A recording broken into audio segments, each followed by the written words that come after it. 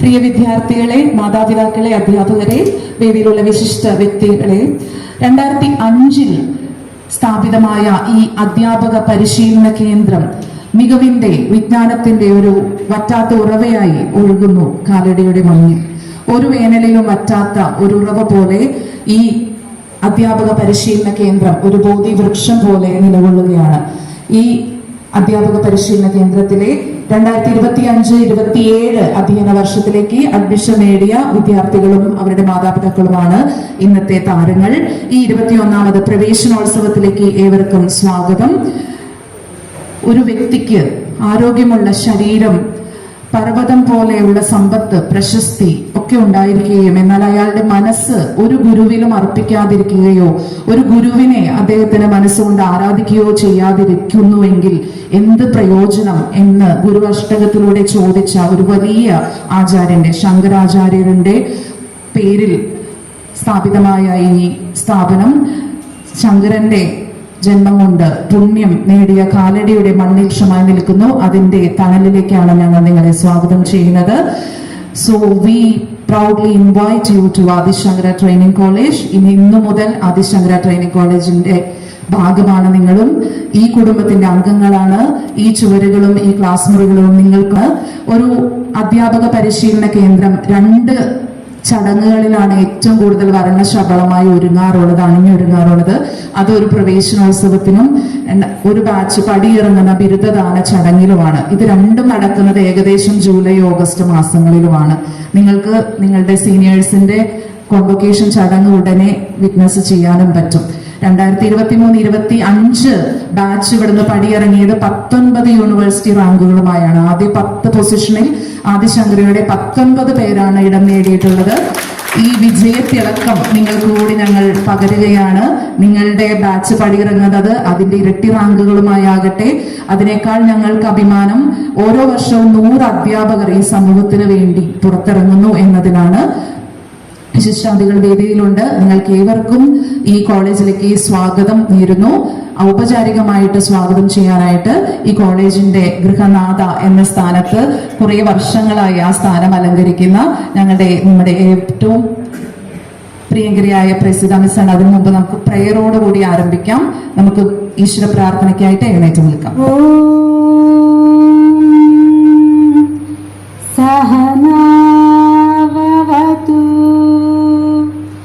सहनौ भुनक्तु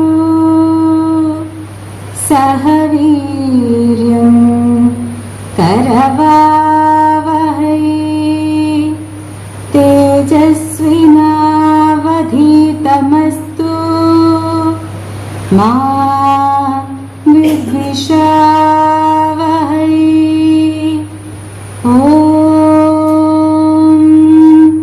ശാന്തി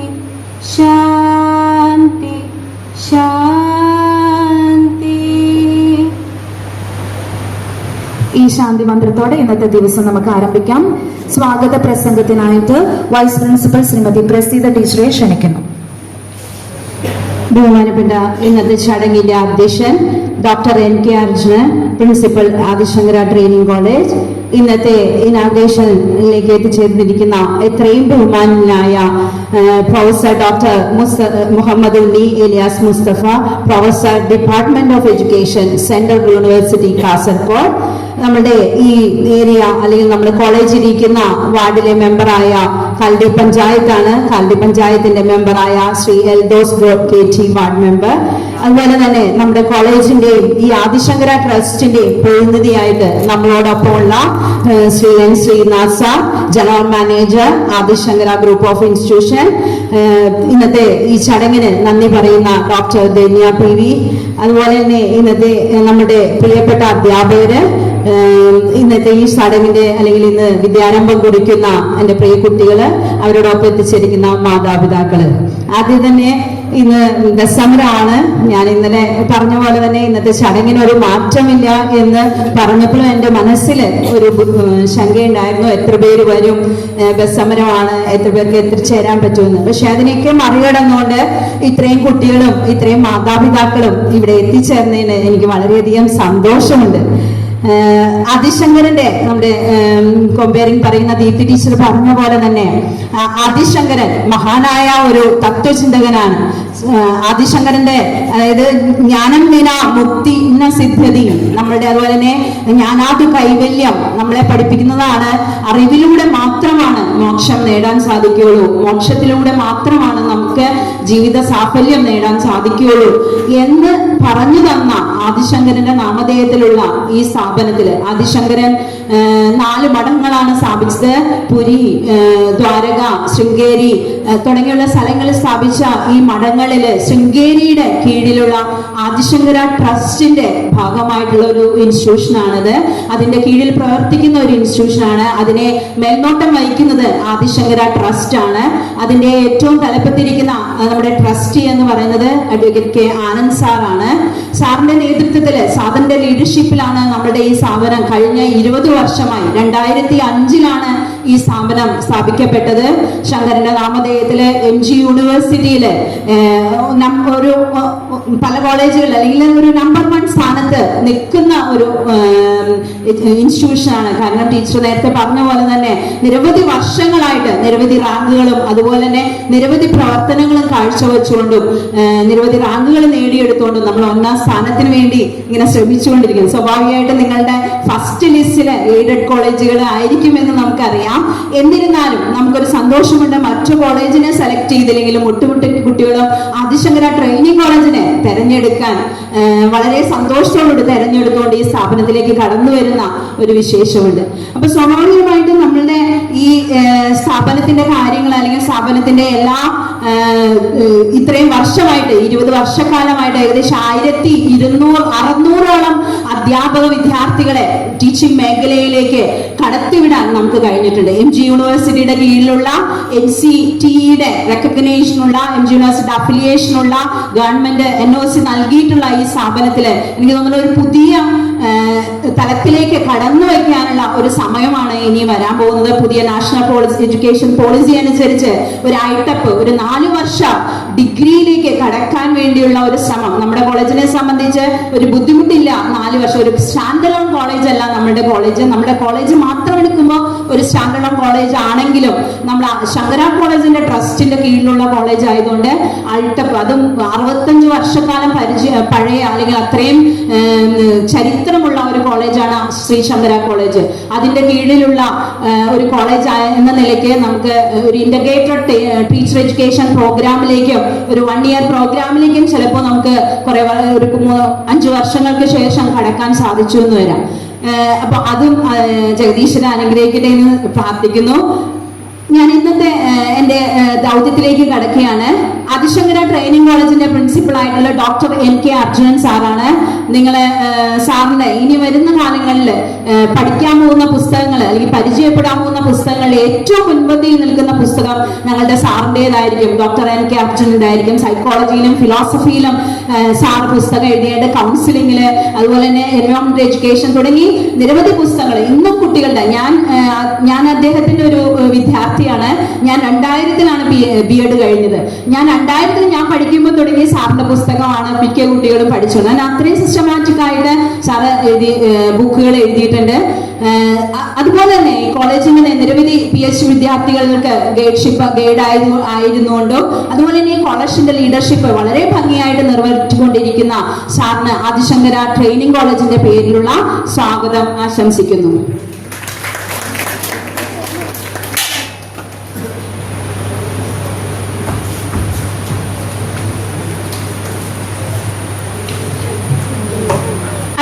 നമ്മുടെ ഇന്ന് ഉദ്ഘാടകനായി ഇവിടെ എത്തിയിരിക്കുന്ന പ്രൊഫസർ ഡോക്ടർ മുഹമ്മദ് ഉണ്ണി ഏലിയാസ് മുസ്തഫ സാറാണ്.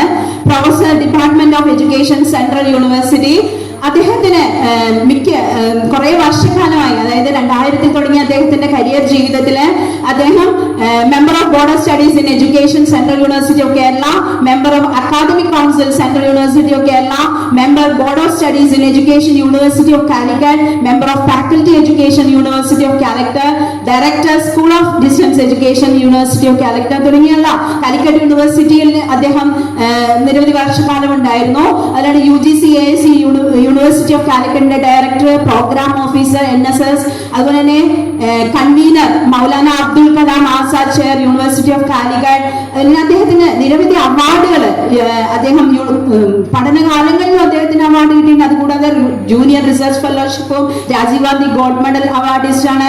Best NSS coordinator leader at national youth festival, national accomplished teacher education award. അദ്ദേഹത്തിന്റെ ഗൈഡ്ഷിപ്പില് നിരവധി കുട്ടികൾ ഇന്ന് MEd സ്റ്റുഡൻസ് ആണെങ്കിലും PhD സ്റ്റുഡൻസ് ആണെങ്കിലും അദ്ദേഹത്തിന്റെ ഗൈഡിലുണ്ട്. അദ്ദേഹം തീസീസ് പബ്ലിഷ് ചെയ്തിട്ടുണ്ട്, നിരവധി വർക്ക് പബ്ലിക്കേഷൻ ഉണ്ട് അദ്ദേഹത്തിന്. അതുകൂടാതെ അദ്ദേഹത്തിന്റെ റിസർച്ച് പേപ്പർ 60ഓളം നാഷണൽ ഇന്റർനാഷണൽ പിയർ റിവ്യൂഡ് ജേണലിൽ അദ്ദേഹത്തിന് പേപ്പർ പബ്ലിഷ് ചെയ്തിട്ടുണ്ട്. അദ്ദേഹം നിരവധി 1000ഓളം ഫാക്കൽറ്റീസിനെ അദ്ദേഹം നിരന്തരം ട്രെയിൻ ചെയ്തുകൊണ്ടിരിക്കുകയാണ്. ലൈഫ് സ്കിൽ എഡ്യൂക്കേഷൻ തുടങ്ങിയുള്ള ഒരു കോഴ്സുകൾ സമൂഹത്തിലേക്കുമായി ബന്ധപ്പെടുത്തിക്കൊണ്ട് അദ്ദേഹം ഒരു കോഴ്സ് തന്നെ നടത്തുന്നുണ്ട്. പ്രൊഫസർ അദ്ദേഹം അതുപോലെ തന്നെ E Sreedharan centre for life skill education അതിന്റെ ഡയറക്ടറുമാണ് അദ്ദേഹം. നമുക്ക് വളരെയധികം സന്തോഷമുണ്ട് സാറിനെ തന്നെ ഇന്നത്തെ ഈ ചടങ്ങിൽ. കാരണം ഒരു ഗുരുവിന്റെ സാന്നിധ്യവും ഗുരുവിന്റെ അനുഗ്രഹവും ഒരു വർഷക്കാലത്തെ കുട്ടികൾക്ക് വളരെയധികം, അല്ലെങ്കിൽ BEd തെരഞ്ഞെടുക്കുന്ന കുട്ടികൾക്ക് വളരെയധികം ഇമ്പോർട്ടന്റ് ആണ്. അപ്പോൾ അതിൽ സാറിന് തന്നെ നമുക്ക് ഒരു നല്ലൊരു ശ്രേഷ്ഠനായ ഗുരുവിനെ തന്നെയാണ് നമുക്ക് ലഭിച്ചിരിക്കുന്നത്. ആദിശങ്കര ട്രസ്റ്റിന്റെ പേരിലും ആദിശങ്കര ട്രെയിനിങ് കോളേജിന്റെ പേരിലും ഈ സ്ഥാപനത്തിലേക്ക് മോഹൻ സാറിനെ ഹാർദവുമായി സ്വാഗതം ചെയ്യും.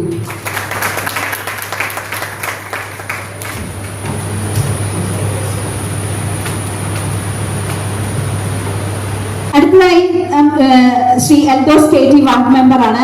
അദ്ദേഹത്തിനെ സംബന്ധിച്ച് നമുക്ക് പഞ്ചായത്തുമായിട്ട് നിരന്തരം എന്തെങ്കിലും കാര്യങ്ങളുമായിട്ട് ബന്ധപ്പെടുത്തിക്കൊണ്ടാണ് നമ്മുടെ കോളേജിൽ ഇരിക്കുന്നത്. ഔട്ട്റീച്ച് പ്രോഗ്രാം ആണെങ്കിലും എക്സ്റ്റൻഷൻ പ്രോഗ്രാം ആണെങ്കിലും കമ്മ്യൂണിറ്റി പ്രോഗ്രാം ആണെങ്കിലും പള്ളി പഞ്ചായത്ത് ഈ സ്ഥാപനങ്ങളെ സംബന്ധിച്ച് ഏറ്റവും സൗഹാർദ്ദപരമായിട്ട് നമ്മൾ ഇടപഴകിക്കൊണ്ടിരിക്കുകയാണ്. ഏത് പ്രോഗ്രാമിലാണെങ്കിലും അങ്ങോട്ടും ഇങ്ങോട്ടുള്ള സഹകരണം തീർത്തും വ്യത്യസ്തമായിട്ടുള്ള ഒരു അറ്റ്മോസ്ഫിയറിലാണ് ഈ രണ്ട് പഞ്ചായത്തും ഇൻസ്റ്റിറ്റ്യൂഷൻ തുടർന്നുകൊണ്ട് പോകുന്നത്. മാനേജ്മെന്റുമായിട്ട് കാലടി പഞ്ചായത്തിനും പ്രത്യേകിച്ച് എൽദോസേട്ടിനും വളരെ സൗഹാർദ്ദപരമായ ഒരു പെരുമാറ്റവും അതുപോലെ തന്നെ ഫ്രണ്ട്സ് എല്ലാ തരത്തിലുള്ള ഇടപെടലുമാണ് ഉള്ളത്.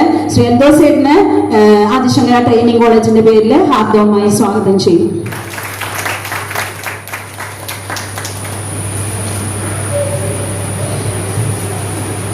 ശ്രീനിവാസ് സാറാണ് ജനറൽ മാനേജർ. ഞാൻ നേരത്തെ പറഞ്ഞു ആദിശങ്കര ട്രസ്റ്റിന്റെ ജനറൽ മാനേജറാണ്. നമ്മുടെ ഇൻസ്റ്റിറ്റ്യൂഷന്റെ എല്ലാ കാര്യങ്ങളും, അതായത് നമ്മുടെ day to day activities, day to day കാര്യങ്ങൾ, അതുപോലെ തന്നെ മറ്റ് അനന്ത് സാറിന് സാധിക്കാതെ, അല്ലെങ്കിൽ ട്രസ്റ്റിന്റെ പ്രതിനിധി എന്ന നിലയിൽ സാറാണ് എല്ലാ നമ്മുടെ മാനേജ്മെന്റ് കാര്യങ്ങളും എല്ലാം നിറവേറ്റുന്നത്. സാറിന്റെ സാന്നിധ്യവും അതുപോലെ തന്നെ സാറിന്റെ ഒരു സപ്പോർട്ടും എല്ലാ കാര്യത്തിലും നമ്മളുടെ ആ കൂടെ നിൽക്കുന്ന ആ ഒരു വിശ്വാസവും ഇതെല്ലാം നമുക്ക് വളരെയധികം ശക്തി പകരുന്നതാണ്. ശ്രീനാഥ് സാറിനെ ആദിശങ്കര ട്രെയിനിങ് കോളേജിന്റെ പേരിലും നമ്മുടെ വ്യക്തിപരമായ പേരിലും സ്വാഗതം ചെയ്തു. സാൻസ്ക്രിറ്റിന്റെ ടീച്ചറായ ഡോക്ടർ ധന്യ PV ആണെന്ന് സ്വാഗതം ആശംസിക്കുന്നത്. ഡോക്ടർ ധന്യ PV ഈ ചടങ്ങിലേക്ക് സ്വാഗതം ചെയ്യുന്നു. അതുപോലെ നമ്മുടെ ഓരോ അധ്യാപകരും, ഞാൻ പിന്നീട് അധ്യാപകരെ പരിചയപ്പെടുത്താം. നമുക്ക് 16 അധ്യാപകരുണ്ട്. എല്ലാ വിഷയങ്ങളുമായി 16 അധ്യാപകരുണ്ട്. ഓരോ അധ്യാപകരും കഴിഞ്ഞ 2005 സ്ഥാപിതമായ ഈ സ്ഥാപനത്തിന്റെ അന്ന് മുതൽ തുടർന്നു കൊണ്ടുപോകുന്ന അധ്യാപകരുണ്ട്. കുറെ പേര് പിന്നീട് നമ്മളോടൊപ്പം ചേർന്നവരുണ്ട്. എല്ലാ അധ്യാപകരെയും ഒറ്റവാക്കിൽ സ്വാഗതം ചെയ്യുന്നു. അപ്പോൾ നിങ്ങൾ ഓരോരുത്തരും ഓരോ പാരന്റ്സും ഈ സ്ഥാപനത്തിലേക്ക് കടന്നു വരാൻ നിങ്ങളുടെ കുട്ടികളെ അനുവദിച്ചതിൽ, അതുപോലെ ഈ സ്ഥാപനത്തിൽ തെരഞ്ഞെടുക്കാൻ നിങ്ങൾ കാണിച്ച മനസ്സിന് എല്ലാത്തിനും നന്ദി, വളരെയധികം നന്ദിയുള്ളവരാണ് ഞങ്ങള്. നിങ്ങൾ ഓരോരുത്തരെയും സ്വാഗതം ചെയ്യുന്നു. അതോടൊപ്പം കുട്ടികൾ, നിങ്ങളാണ് ഈ 2 വർഷക്കാലം ഈ സ്ഥാപനം കൊണ്ടുപോകേണ്ടവര്. ഇന്നൊരു ദിവസം മാത്രമാണ് നമ്മളുടെ ഒരുക്കങ്ങൾ ഈ സ്ഥാപനം അല്ലെങ്കിൽ ഈ പരിപാടിയിൽ ഉണ്ടാവുള്ളൂ. ബാക്കിയെല്ലാം അത് നിങ്ങളുടെ ഒരു മോഡലായിട്ട് നിങ്ങളുടെ മുമ്പിൽ വയ്ക്കണമെന്ന് മാത്രമേ ഉള്ളൂ. ബാക്കിയെല്ലാം നിങ്ങളാണ് ചെയ്യേണ്ടത്. അപ്പോൾ നിങ്ങളെ ഓരോരുത്തരെയും ഈ സ്ഥാപനത്തിലേക്ക് വളരെ ഹാർദവുമായിട്ട് സ്വാഗതം ചെയ്യുന്നുണ്ട്. ഒരിക്കൽ കൂടി എല്ലാവർക്കും സ്വാഗതം ആശംസിച്ചുകൊണ്ട് ഞാൻ നിർത്തി. ഏവർക്കും സ്വാഗതം ആശംസിച്ച പ്രസിദ്ധ മിസ്സിനെ ഈ യോഗത്തിലേക്ക് ഔപചാരികതയുടെ പേരിൽ സ്വാഗതം ചെയ്യും.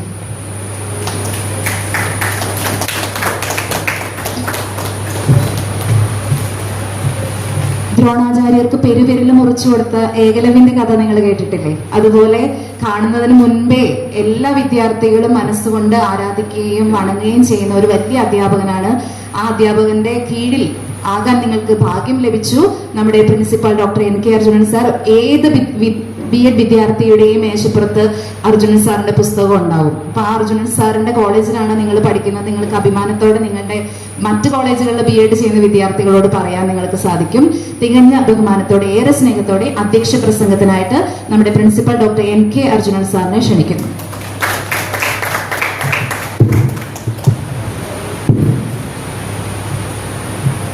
വിദ്യാരംഭ ചടങ്ങിലെ മുഖ്യ അതിഥി കേന്ദ്ര സർവകലാശാല department of education professor doctor Muhammad Unni Mustafa,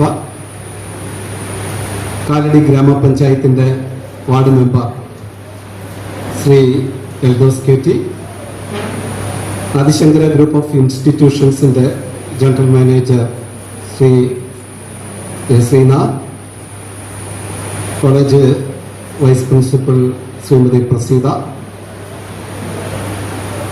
ആദരണീയരായ രക്ഷകർത്താക്കളെ, സഹപ്രവർത്തകരെ, പ്രിയ വിദ്യാർത്ഥിനി സുഹൃത്തുക്കളെ, BEd കോഴ്സിന് അഡ്മിഷൻ നേടി ഇന്ന് ഈ കലാലയത്തിലേക്ക് പ്രവേശിച്ചിരിക്കുന്ന പ്രിയ വിദ്യാർത്ഥിനികളെ ആദിശങ്കര കുടുംബത്തിലേക്ക് സ്വാഗതം ചെയ്യുകയാണ്. വലിയ മാറ്റങ്ങൾ സംഭവിച്ചുകൊണ്ടിരിക്കുന്ന ഒരു കാലഘട്ടത്തിലേക്കാണ് നമ്മൾ നീങ്ങിക്കൊണ്ടിരിക്കുന്നത്. ഇത്തരം മാറ്റങ്ങൾ മനുഷ്യ ചരിത്രത്തിൽ ഉടനീളം സംഭവിച്ചിട്ടുണ്ട്. പക്ഷെ സമീപകാലത്തായിട്ട് ഇത്തരം മാറ്റങ്ങളുടെ വേഗത വൻതോതിൽ വർദ്ധിച്ചിട്ടുണ്ട്. നമ്മളെപ്പോലുള്ള മനുഷ്യൻ ഈ ഭൂമിയിൽ ആവിർഭവിച്ചിട്ട് ഏതാണ്ട് 3 ലക്ഷം വർഷം പിന്നിട്ടു എന്നാണ് സയൻസ് പറയുന്നത്. അതിനകത്ത് മനുഷ്യൻ കൃഷി ആരംഭിച്ചിട്ട് ഏതാണ്ട് 10,000 വർഷം കഴിഞ്ഞിട്ടേ ഉള്ളൂ. കൃഷി ആരംഭിക്കുന്നതിന് മുൻപ് ഏതാണ്ട് 2,90,000 വർഷം മനുഷ്യൻ മറ്റു മൃഗങ്ങളെ പോലെ ഭക്ഷണത്തിന് വേണ്ടിയിട്ട് തൻ്റെ ഭക്ഷണമായി മാറേണ്ട മറ്റു മൃഗങ്ങളുടെ പിറകിൽ സഞ്ചരിച്ചു കൊണ്ടിരിക്കുകയായിരുന്നു. അങ്ങനെ വേട്ടയാടി കിട്ടിയ മൃഗത്തിൻ്റെ ഭക്ഷണം പങ്കിട്ട് ജീവിച്ച ചെറിയ ചെറിയ വേട്ടക്കൂട്ടങ്ങളായിട്ടായിരുന്നു മനുഷ്യൻ ഈ ഭൂമിയിൽ ഉണ്ടായിരുന്നത്. കൃഷി ആരംഭിച്ചതോട് കൂടിയിട്ടാണ് മനുഷ്യൻ സ്വസ്ഥമായിട്ട് ഏതെങ്കിലും ഒരിടത്ത്, പ്രത്യേകിച്ചും നദിയുടെ തീരങ്ങളിലൊക്കെ കുറച്ച് സ്വസ്ഥമായിട്ടുള്ള ജീവിതം ആരംഭിച്ചു തുടങ്ങിയത്. അങ്ങനെ സ്വസ്ഥമായിട്ടുള്ള ജീവിതം ആരംഭിച്ചോട് കൂടിയിട്ട് ഭക്ഷണത്തിന് വേണ്ടിയിട്ട് മൃഗങ്ങളുടെ പുറകെ പായേണ്ട സമയം കുറഞ്ഞു കിട്ടി. ആ സമയം മനുഷ്യൻ ചിന്തിക്കാൻ ആരംഭിച്ചിട്ടുണ്ട്. ആ ചിന്തയിൽ നിന്നാണ് അറിവുകൾ ഉണ്ടായത്. ആ അറിവുകൾ തൻ്റെ സഹജീവികളുമായിട്ട് പങ്കുവയ്ക്കാൻ വേണ്ടിയിട്ടാണ് മനുഷ്യൻ ആദ്യ വിദ്യാഭ്യാസ രൂപങ്ങൾ ആരംഭിച്ചിരിക്കാൻ സാധ്യത എന്നാണ് കരുതുന്നത്. ഇപ്പൊ മനുഷ്യന്റെ ചരിത്രത്തില് ബഹുഭൂരിപക്ഷം സമയവും, ഒരു 95%-ത്തിലേറെ സമയവും മനുഷ്യൻ ഇഴഞ്ഞു ജീവിക്കുകയായിരുന്നു. വളരെ മന്ദഗതിയിൽ മാത്രമായിരുന്നു മനുഷ്യന്റെ സംസ്കാരം മുന്നോട്ട് നീങ്ങിയിരുന്നത്. പിന്നീട് കൃഷി ആരംഭിക്കുന്നു. ഇഴഞ്ഞു സഞ്ചരിച്ച മനുഷ്യൻ എഴുന്നേറ്റ് നടക്കാൻ ആരംഭിക്കുന്നു. അത് പിന്നീട് ആധുനിക നാഗരികത ആരംഭിക്കുന്ന, ആധുനിക നാഗരികതയ്ക്ക് ഏതാണ്ട് ഒരു 4,000-5,000 വർഷത്തെ പഴക്കമുള്ളൂ. 4,500 വർഷത്തെ പഴക്കം മാത്രമേ ഉള്ളൂ. അതേവരെ മനുഷ്യൻ ഈ നടന്ന് സഞ്ചരിച്ചു. പിന്നീടാണ് മനുഷ്യൻ ഓടാൻ ആരംഭിച്ചത്. ആ വേട്ടക്കൂട്ടങ്ങളായിട്ട് വേട്ടയാടി ജീവിച്ചിരുന്ന മനുഷ്യൻ കൃഷി ആരംഭിച്ചതോടുകൂടി ചെറിയ ചെറിയ സമൂഹങ്ങളായിട്ടും ഗോത്രങ്ങളായിട്ടും ജീവിക്കാൻ ആരംഭിച്ചിട്ടുണ്ട്. പിന്നീട് ആ ചരിത്രം എന്ന് പറയുന്നത് 4,500 വർഷം മുമ്പ് ആരംഭിച്ച നാഗരികത അന്ന് പോലും രാശിയുടെ ഒരു 10% മാത്രമായിരുന്നു നാഗരിക മനുഷ്യരായിട്ട് ജീവിച്ചിട്ടുണ്ടായിരുന്നുള്ളൂ. 90% ചെറിയ ഗോത്രങ്ങളായിട്ട് തന്നെയാണ് ജീവിച്ചത്. ആ മനുഷ്യന്റെ ജീവിതത്തിന് വലിയ മാറ്റങ്ങൾ കൊണ്ടുവരുന്നത് പിന്നീട് ഒരു 250 വർഷം മുൻപ് സംഭവിച്ച വ്യവസായ വിപ്ലവമാണെന്നാണ് പറയുന്നത്. വ്യാവസായിക വിപ്ലവത്തോടു കൂടിയിട്ടാണ് മനുഷ്യൻ വൻതോതിൽ അറിവുകൾ ഉൽപ്പാദിപ്പിക്കാൻ തുടങ്ങിയത്. ആ അറിവുകൾ പങ്കുവയ്ക്കേണ്ടി വന്നു എന്നുള്ളതാണ് മനുഷ്യ ചരിത്രത്തിലെ ഏറ്റവും വലിയ കുതിച്ചുചാട്ടത്തിന് കാരണമായിട്ടുള്ളത്. അപ്പൊ ഒരു ഗോത്ര സമൂഹം ഒരു പരിഷ്കൃത സമൂഹമായിട്ട് മാറുന്നതിന്റെ ഒരു വലിയ ചവിട്ടുപടിയായിരുന്നു അറിവിന്റെ ഈ പങ്കുവയ്ക്കൽ. ഇന്ന് നമ്മളൊരു ആധുനിക മനുഷ്യനായിട്ട് ജീവിക്കുന്നതിന്റെ പിറകില് ഇത്തരം ഒരു ചരിത്രമുണ്ട്. ഒരു ഗോത്ര സമൂഹത്തിൽ നിന്നും ആധുനിക പരിഷ്കൃത സമൂഹമായിട്ട് മാറിയതിന്റെ പിറകില് അറിവിന്റെ ഉൽപാദനവും പങ്കുവയ്ക്കലും വലിയ പങ്കുവഹിച്ചിട്ടുണ്ട് എന്നാണ് കരുതപ്പെടുന്നത്. ഒരു ഗോത്ര സമൂഹവും ആധുനിക പരിഷ്കൃത സമൂഹവും തമ്മിലുള്ള പ്രധാന വ്യത്യാസം എന്ന് പറയുന്നത് ഈ അറിവിന്റെ ഉൽപാദനം, അതിന്റെ ഉടമസ്ഥാവകാശം, അതിന്റെ വിതരണം മുതലായ കാര്യങ്ങളിലാണ്.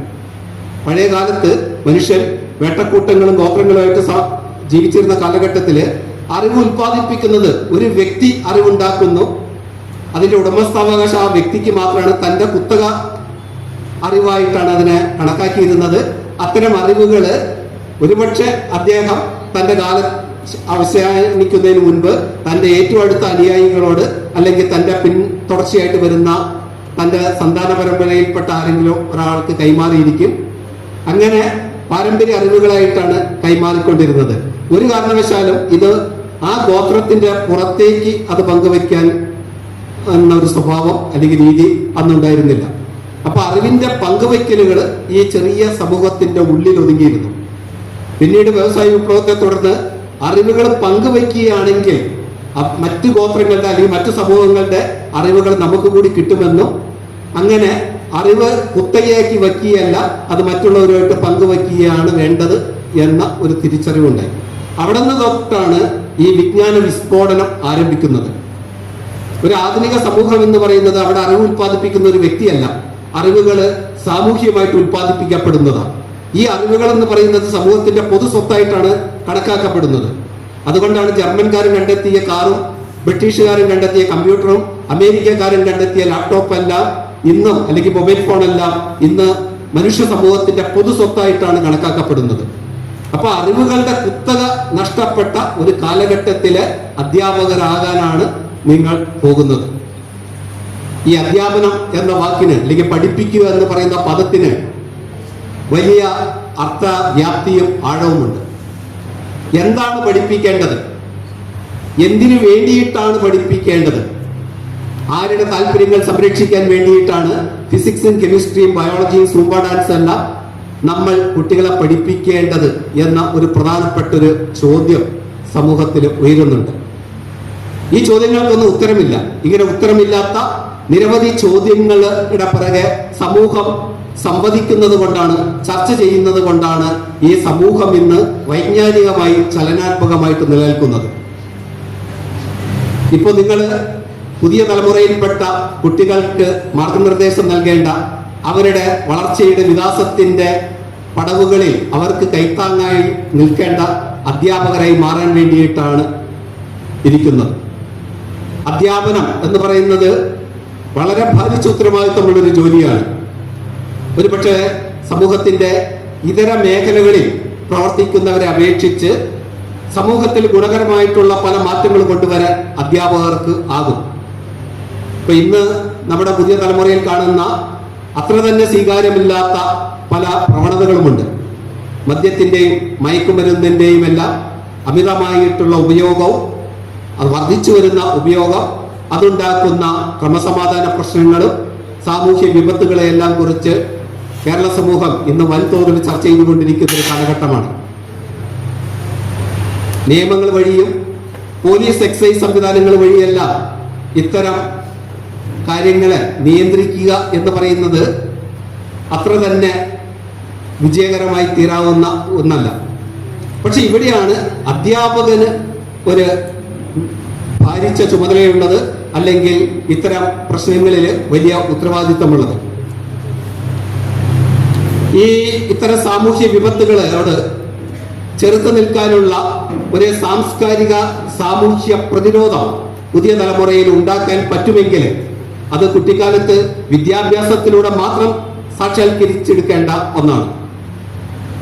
രോഗാണുവിനെതിരെ പ്രതിരോധ ശേഷിക്കുള്ള വാക്സിനുകൾ നമ്മുടെ കുട്ടിക്കാലത്ത് കുഞ്ഞുങ്ങളിലേക്ക് കൊടുക്കുന്നത് പോലെ മദ്യത്തിനും മയക്കുമരുന്ന് മുതലായിട്ടുള്ള വിപത്തുകൾക്കെതിരെ ഒരു സാംസ്കാരിക പ്രതിരോധം ഉണ്ടാക്കാനുള്ള സാംസ്കാരികമായിട്ടുള്ള മൂല്യങ്ങൾ, സാമൂഹ്യ മൂല്യങ്ങൾ കുട്ടികളിലേക്ക് സന്നിവേശിപ്പിക്കാൻ സ്കൂൾ അധ്യാപകർക്ക് മാത്രമേ കഴിയുള്ളൂ.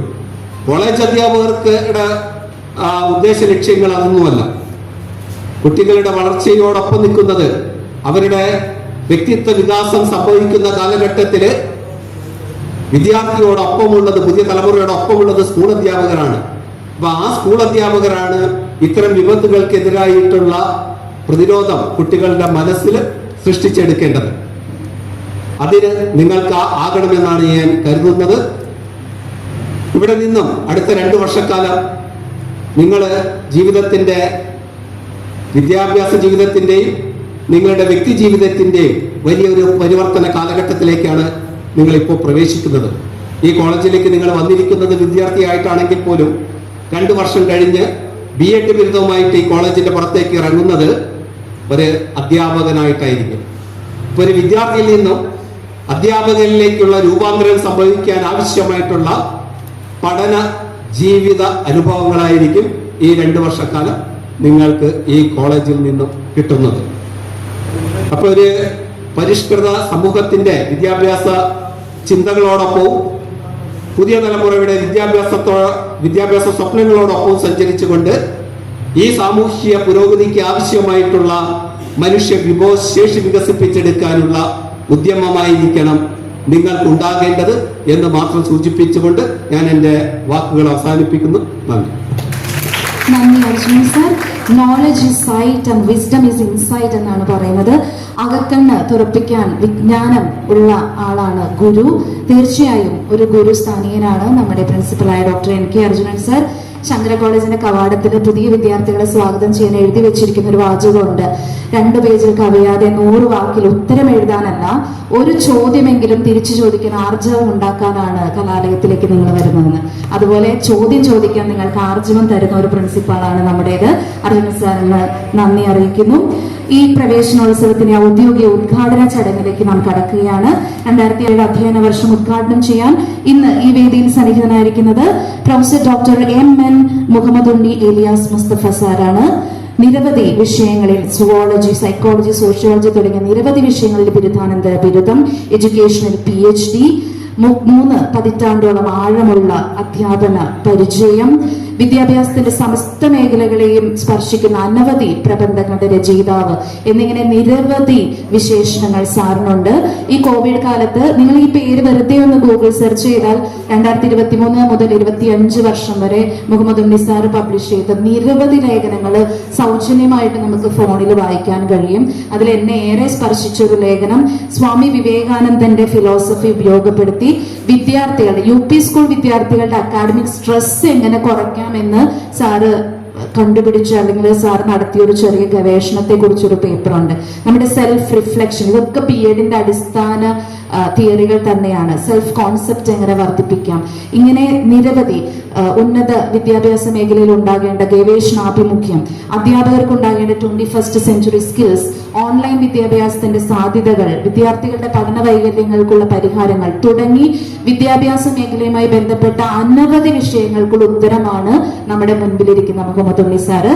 ഒത്തിരി ബഹുമാനത്തോടെ, ഏറെ തികഞ്ഞ ചരിതാർത്ഥ്യത്തോടെ മുഹമ്മദ് ഉണ്ണി സാറിനെ ഈ അധ്യയന വർഷത്തിന്റെ ഉദ്ഘാടനം നിലവിളക്ക് കൊളുത്തി ചെയ്തുകൊണ്ട് ഉദ്ഘാടന പ്രസംഗം നടത്താനും ക്ഷണിക്കുന്നു. നമുക്ക് ഏവർക്കും ഉദ്ഘാടന ചടങ്ങിനായിട്ട് എഴുന്നേറ്റ് നൽകാം.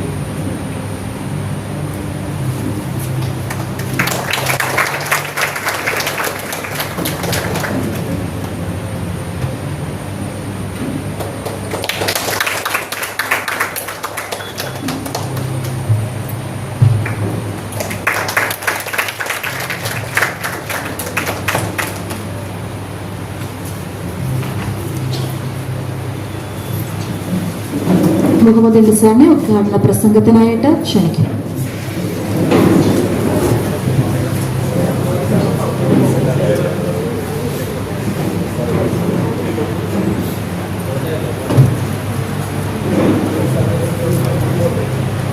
വിശിഷ്ടാതിഥിയുടെ അനുവാദത്തോടെ നമ്മൾ പ്രോഗ്രാമിൽ ചെറിയൊരു മാറ്റം വരുത്തുകയാണ്. ആശംസകൾ നേർന്ന് സംസാരിക്കുന്നു Shri N Sreenath GM Adi Shankara group of institutions.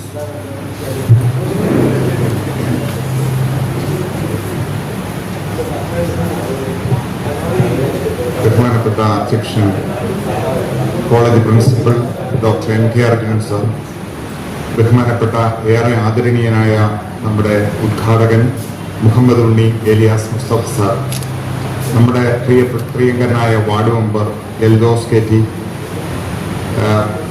Praseetha teacher, മറ്റ് അധ്യാപകരെ, പ്രിയപ്പെട്ട കുട്ടികളെ,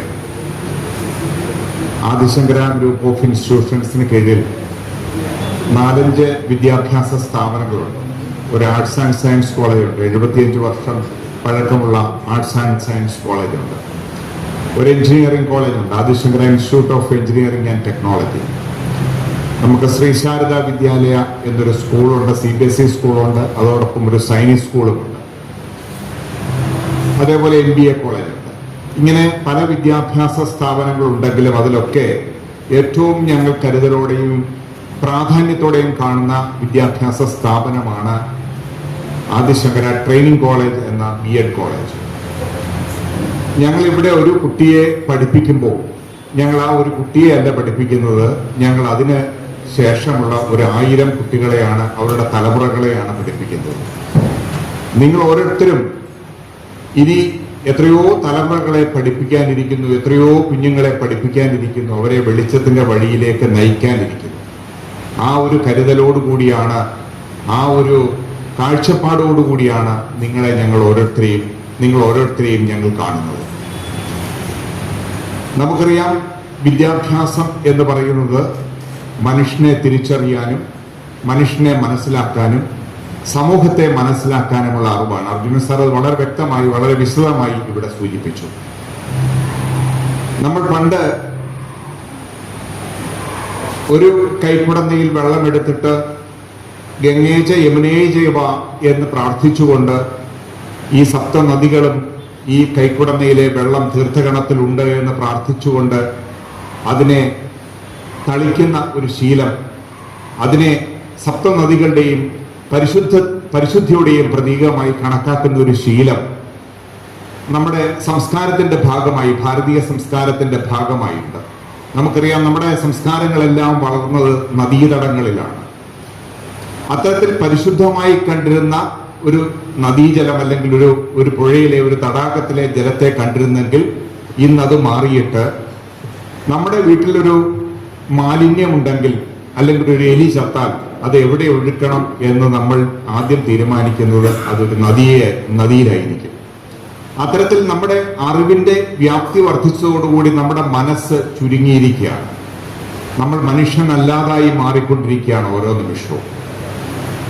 ഈ കാഴ്ചപ്പാടുകളിൽ നിന്ന് നമുക്കൊരു തിരിച്ചുപോക്ക് സാധ്യമാകണമെങ്കിലേ മനുഷ്യന് നിലനിൽപ്പുണ്ടാകുകയുള്ളൂ, ഭാവിയിലേക്ക് നിലനിൽപ്പുണ്ടാവും, നമ്മുടെ തലമുറകൾക്ക് നിലനിൽപ്പുണ്ടാവും. അതിലേക്ക് ഓരോ കുഞ്ഞുങ്ങളെയും പ്രാപ്തരാക്കിയെടുക്കേണ്ടത് നിങ്ങളുടെ അശ്രാന്ത പരിശ്രമത്തിലൂടെയാണ്. അതാണ് ഞാൻ പറഞ്ഞത്, നിങ്ങളിലൂടെ 1000 തലമുറകളെയാണ് ഞങ്ങൾ മുന്നിൽ കാണുന്നത്. നിങ്ങളിലേക്ക് ഒരു ചെറിയ ദീപം ഞങ്ങൾ കൊളുത്തി നൽകുകയാണ്. ആ ദീപം നിങ്ങൾ 1000ങ്ങളിലേക്ക് പകർന്നു നൽകുമ്പോഴാണ് ഞങ്ങൾക്കും ഞങ്ങളുടെ ജോലി സാർത്ഥകമായി തോന്നുന്നത്. നിങ്ങളെല്ലാവരും അത്തരത്തിൽ നല്ല അധ്യാപകരായി, നല്ല ഗുരുനാഥന്മാരായി, നല്ല വെളിച്ചമായി, വഴികാട്ടികളായി മാറട്ടെ എന്ന് ആശംസിച്ചുകൊണ്ട് നിർത്തുന്നു. നന്ദി, നമസ്കാരം. നന്ദി ശ്രീനാഥ് സാർ. സാറിന് മറ്റൊരു ചടങ്ങിൽ ശ്രീ ശാരദ സ്കൂളിൽ പങ്കെടുക്കാനുള്ളതുകൊണ്ട് വേഗം നമ്മളിൽ നിന്ന് വിടവാങ്ങുകയാണ്. സാറിന്റെ സ്നേഹ സാന്നിധ്യത്തിനും ശുഭപ്രതീക്ഷ നൽകിയ നല്ല വാക്കുകൾക്ക് നന്ദി. നമുക്ക് മുഹമ്മദ് അലി സാറിന്റെ ഉദ്ഘാടന പ്രസംഗത്തിനായിട്ട് കാത്തിരിക്കാം.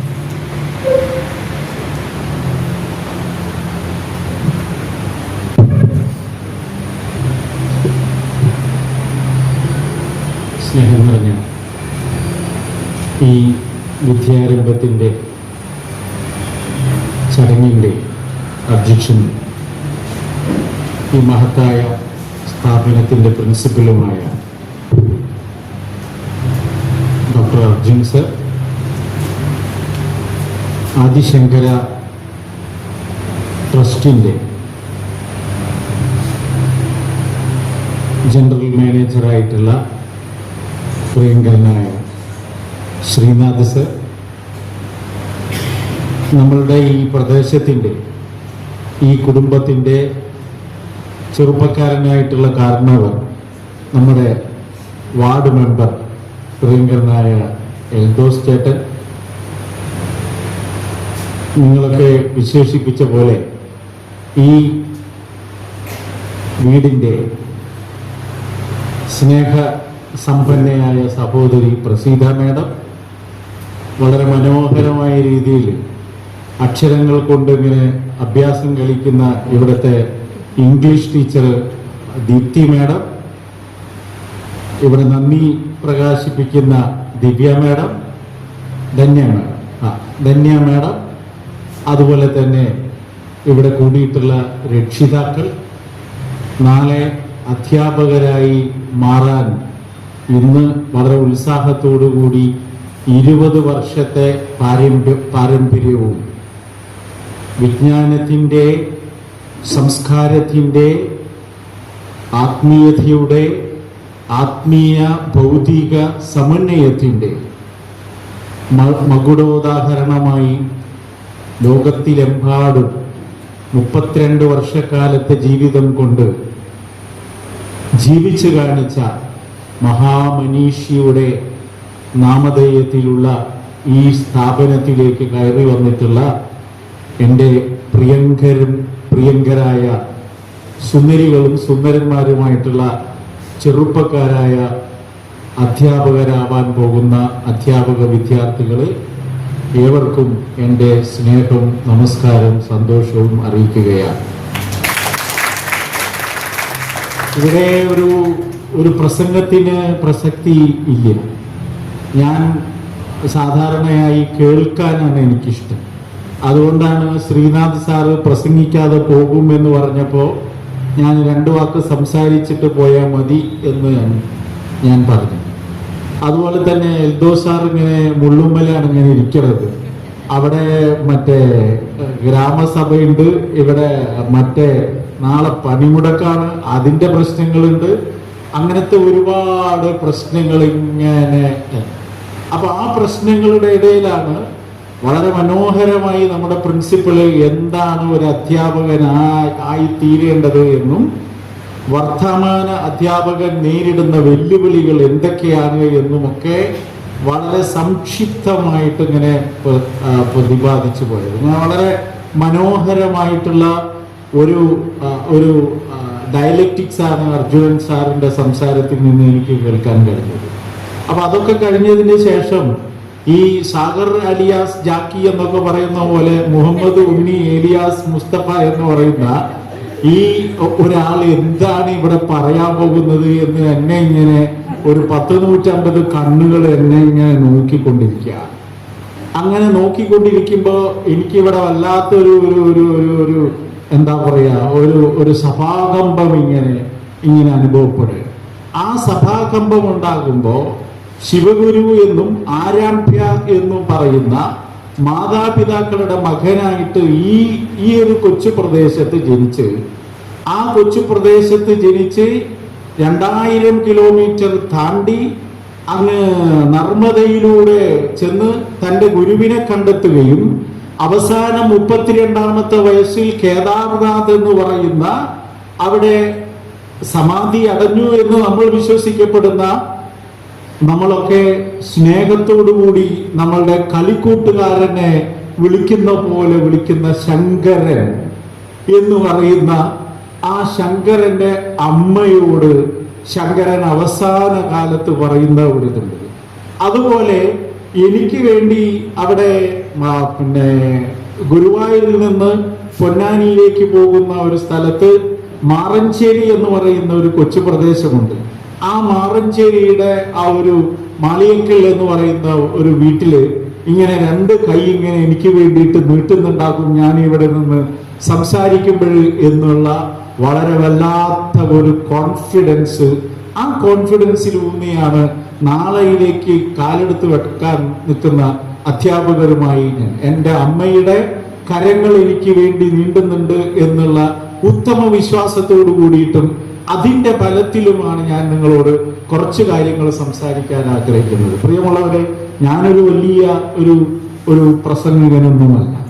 പ്രസംഗം എന്ന് പറയുന്നത് ഒരു വല്ലാത്ത ഒരു വേദനയായിട്ടാണ് പലപ്പോഴും എനിക്ക് അനുഭവപ്പെടാറ്. കാരണം എന്താന്ന് വെച്ചാല്, നമ്മളിങ്ങനെ ഇവിടെ കടന്നു വന്ന് നിങ്ങളെ ഇവിടെ സ്വാഗതം ചെയ്യുമ്പോൾ ടീച്ചർ, പ്രിയപ്പെട്ട ദീപ്തി ടീച്ചർ നിങ്ങളോട് പറഞ്ഞത് നമ്മളൊക്കെ സ്വസ്ഥമായി ജീവിക്കാൻ വേണ്ടി ഉള്ള കാരണങ്ങൾ അന്വേഷിച്ചു കൊണ്ടിരിക്കുകയാണ്.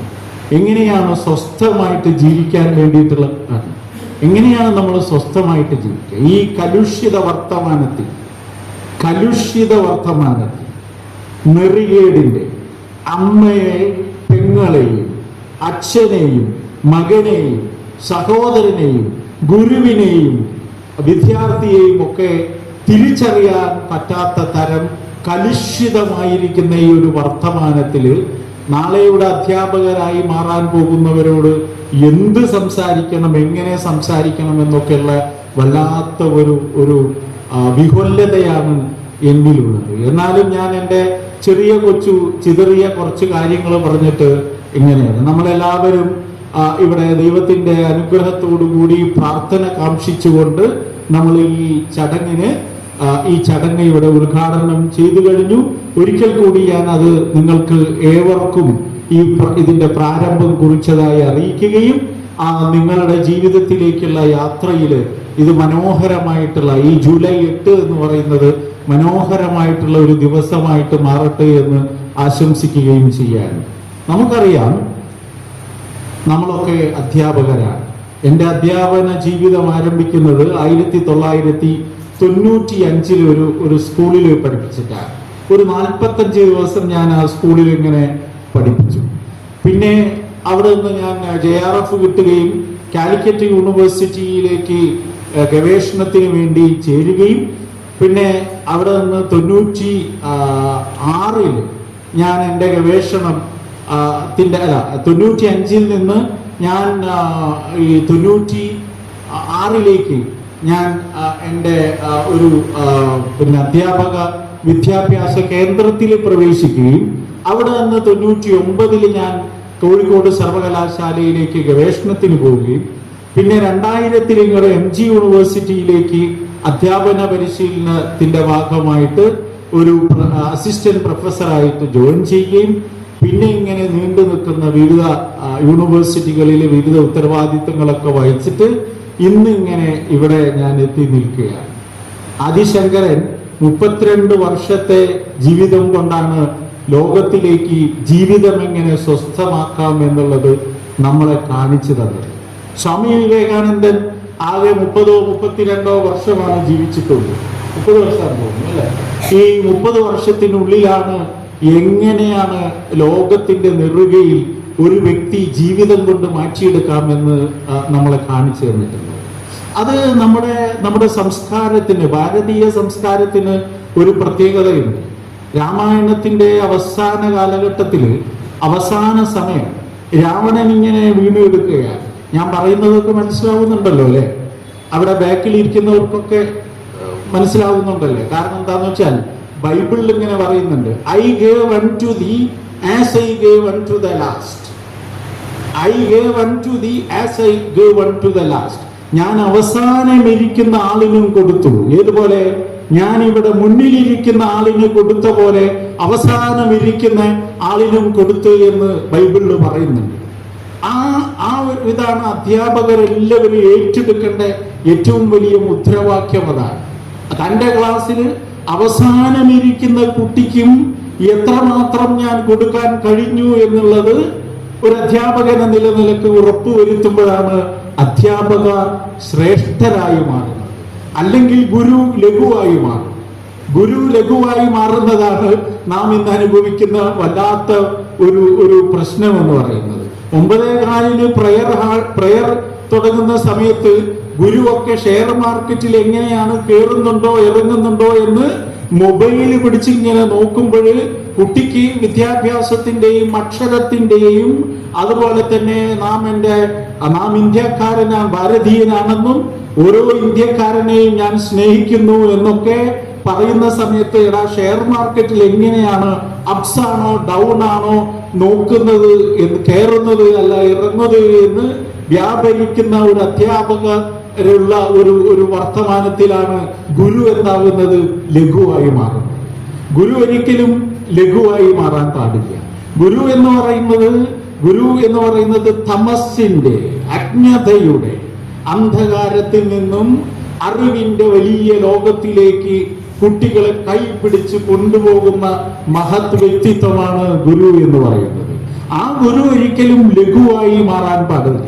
ഇവിടെ ഇന്ന് വന്നിട്ടുള്ള 100 അധ്യാപകരാകുമ്പോൾ ശ്രേഷ്ഠരും പ്രതിജ്ഞ എടുക്കേണ്ടത് ദൈവമേ എന്നെ ഒരിക്കലും ലഘുവാക്കി മാറ്റല്ലേ എന്നുള്ളതാണ്.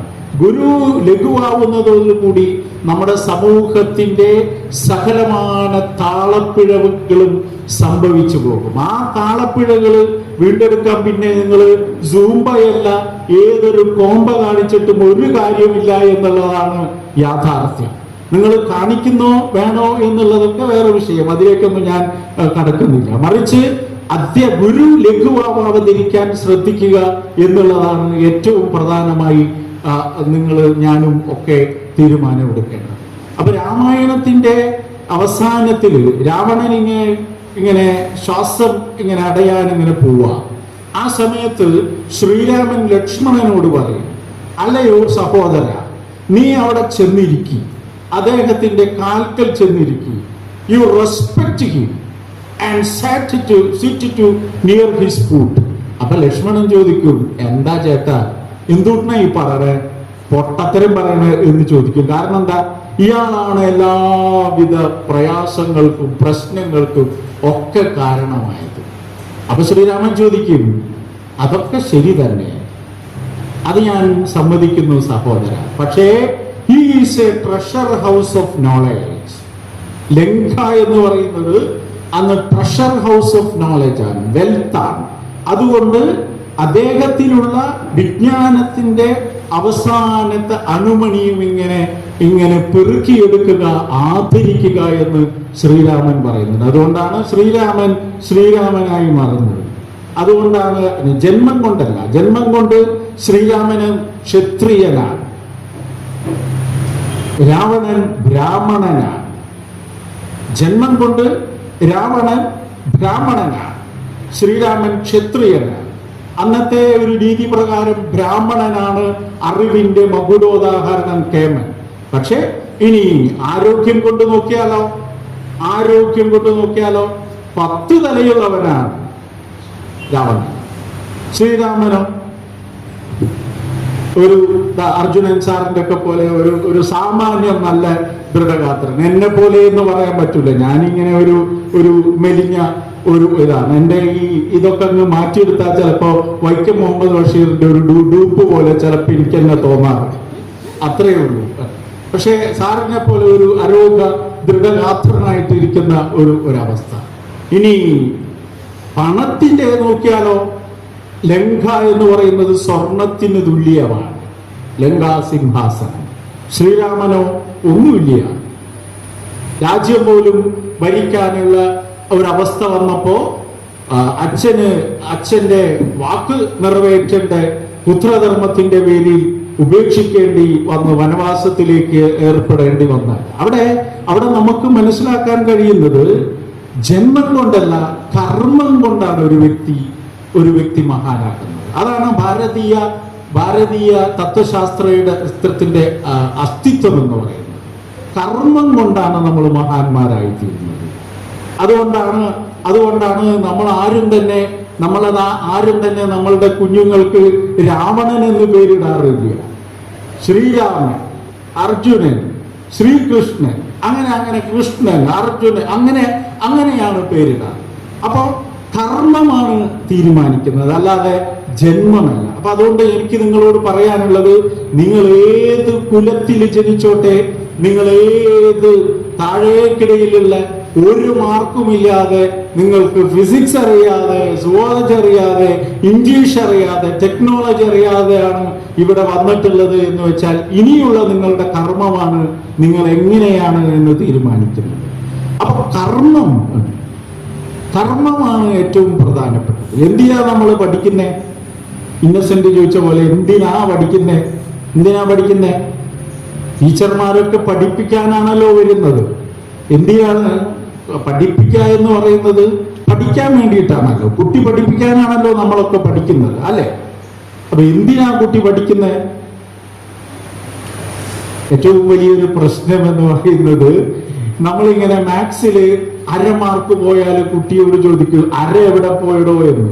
ഇന്ന് നമ്മുടെ കേരളത്തിലെ പല വീടുകളുടെയും പ്രശ്നം എന്ന് പറയുന്നത് അര പോയതിന്റെ പ്രശ്നമാണ്. എൻ്റെ ഒരു സഹോദരൻ, എൻ്റെ ഒരു സുഹൃത്ത് എൻ്റെ അടുത്ത് വന്നിട്ട് പറഞ്ഞു, മുസ്തഫ മാഷെ വീട്ടിലൊരു സൂര്യം പൊറുതിയില്ല. അപ്പൊ ഞാൻ ചോദിച്ചു, എന്താടോ നിങ്ങൾ പ്രേമിച്ചൊക്കെ കല്യാണം കഴിച്ചതല്ലേ, എന്താ സൂര്യം പൊറുതിയില്ലാത്തത്? അതല്ല, മോൾക്ക് ഫസ്റ്റ് ടൈം എക്സാം കഴിഞ്ഞപ്പോ അര മാർക്ക് മാത്സിൽ കുറഞ്ഞുപോയി. അപ്പൊ ഈ അര കാണാതെ അര എവിടെ പോയി എന്നുള്ളതാണ് ഒട്ടുമിക്ക രക്ഷിതാക്കളുടെയും പ്രശ്നം. അര എവിടെ പോയി, കുറെ തപ്പി നോക്കും അര ഉണ്ടോ ഇല്ലേ എന്നുള്ളത്. അപ്പൊ ഞാനൊരു ദിവസം എൻ്റെ സുഹൃത്തിനോട് പറഞ്ഞു, നീ ഒരു കാര്യം ചെയ്യും. എന്താണ്? വളരെ ലളിതമായ കാര്യം. നീ നിന്റെ സർട്ടിഫിക്കറ്റ്, SSLC സർട്ടിഫിക്കറ്റ് ഒന്ന് എടുക്കും. എന്നിട്ട് ഭാര്യയുടെ അടുത്ത് ഒന്നുമല്ല ഇങ്ങനെ, ശ്രീമതി എത്ര അര പോയിട്ടുണ്ട് എന്നുള്ളത് ഒന്ന് കൂട്ടി നോക്ക് എന്ന്. എന്നിട്ട് സൂത്രത്തിൽ എന്ത് ചെയ്യുക, അവളുടെ SSLC സർട്ടിഫിക്കറ്റും ഒന്ന് വാങ്ങിക്കുക. എന്നിട്ട് നിങ്ങൾ രണ്ടുപേരും ഇരുന്നിട്ട് എത്ര അര പോയിട്ടുണ്ട് എന്നുള്ളത് ഒന്ന് കൂട്ടി നോക്ക്. എന്നിട്ട് അവളോട് പറയാ, ഇത്രയൊക്കെ തന്നെ ഉള്ളൂ ഈ അര പോകുന്നതിന്റെ പിന്നിലുള്ള പ്രശ്നം എന്ന് പറയുന്നത്. അപ്പൊ നമ്മളിങ്ങനെ അര മാർക്കിന് വേണ്ടിയിട്ട്, അതുപോലെ ഒരു മാർക്കിന് വേണ്ടിയിട്ട്, എൻ്റെ മോന് ഫുൾ A+ ആണ്, 1200-1200. എൻ്റെ ഭാര്യ സഹോദര പുത്രിക്ക് ഹ്യൂമാനിറ്റീസിൽ കഴിഞ്ഞ +2 1200-1200. അപ്പൊ 1200-1200 അതൊക്കെ നല്ല കാര്യം തന്നെയാണ്, അതൊക്കെ തീർച്ചയായിട്ടും. പക്ഷേ നമ്മൾ എന്തിനാണ് പഠിക്കുന്നത്?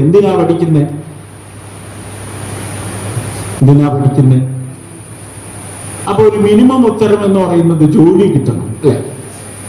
ജോലി കിട്ടാനാണ് പഠിക്കുന്നത്. അല്ലാതെ നമ്മളിങ്ങനെ ആദിശങ്കര ഹിമാലയ സാനുക്കൾ കയറി ഇറങ്ങിയ പോലെ നമ്മളെല്ലാവരും കയറി ഇറങ്ങാനൊന്നും നിൽക്കുന്നില്ല. നമുക്ക് ജോലി വേണം, അല്ലെ? ഇനി ജോലി കിട്ടിയാൽ എന്തുണ്ടാകും? പൈസ ഉണ്ടാവും. പരിന്തിൽ പറയുന്ന പോലെ പൈസ ഉണ്ടാകും. പൈസ കിട്ടിയിട്ടോ നിങ്ങൾക്ക് ഒരുപാട് പൈസ കിട്ടും.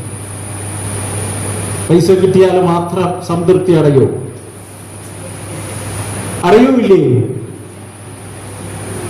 പൈസ വേണം, ശരി തന്നെയാണ്. അമ്മ ഇങ്ങനെ തലാട്ടുന്നു, സാറേ അതൊക്കെ ശരി തന്നെ, പൈസ വേണം, ഒരു സംശയമില്ല.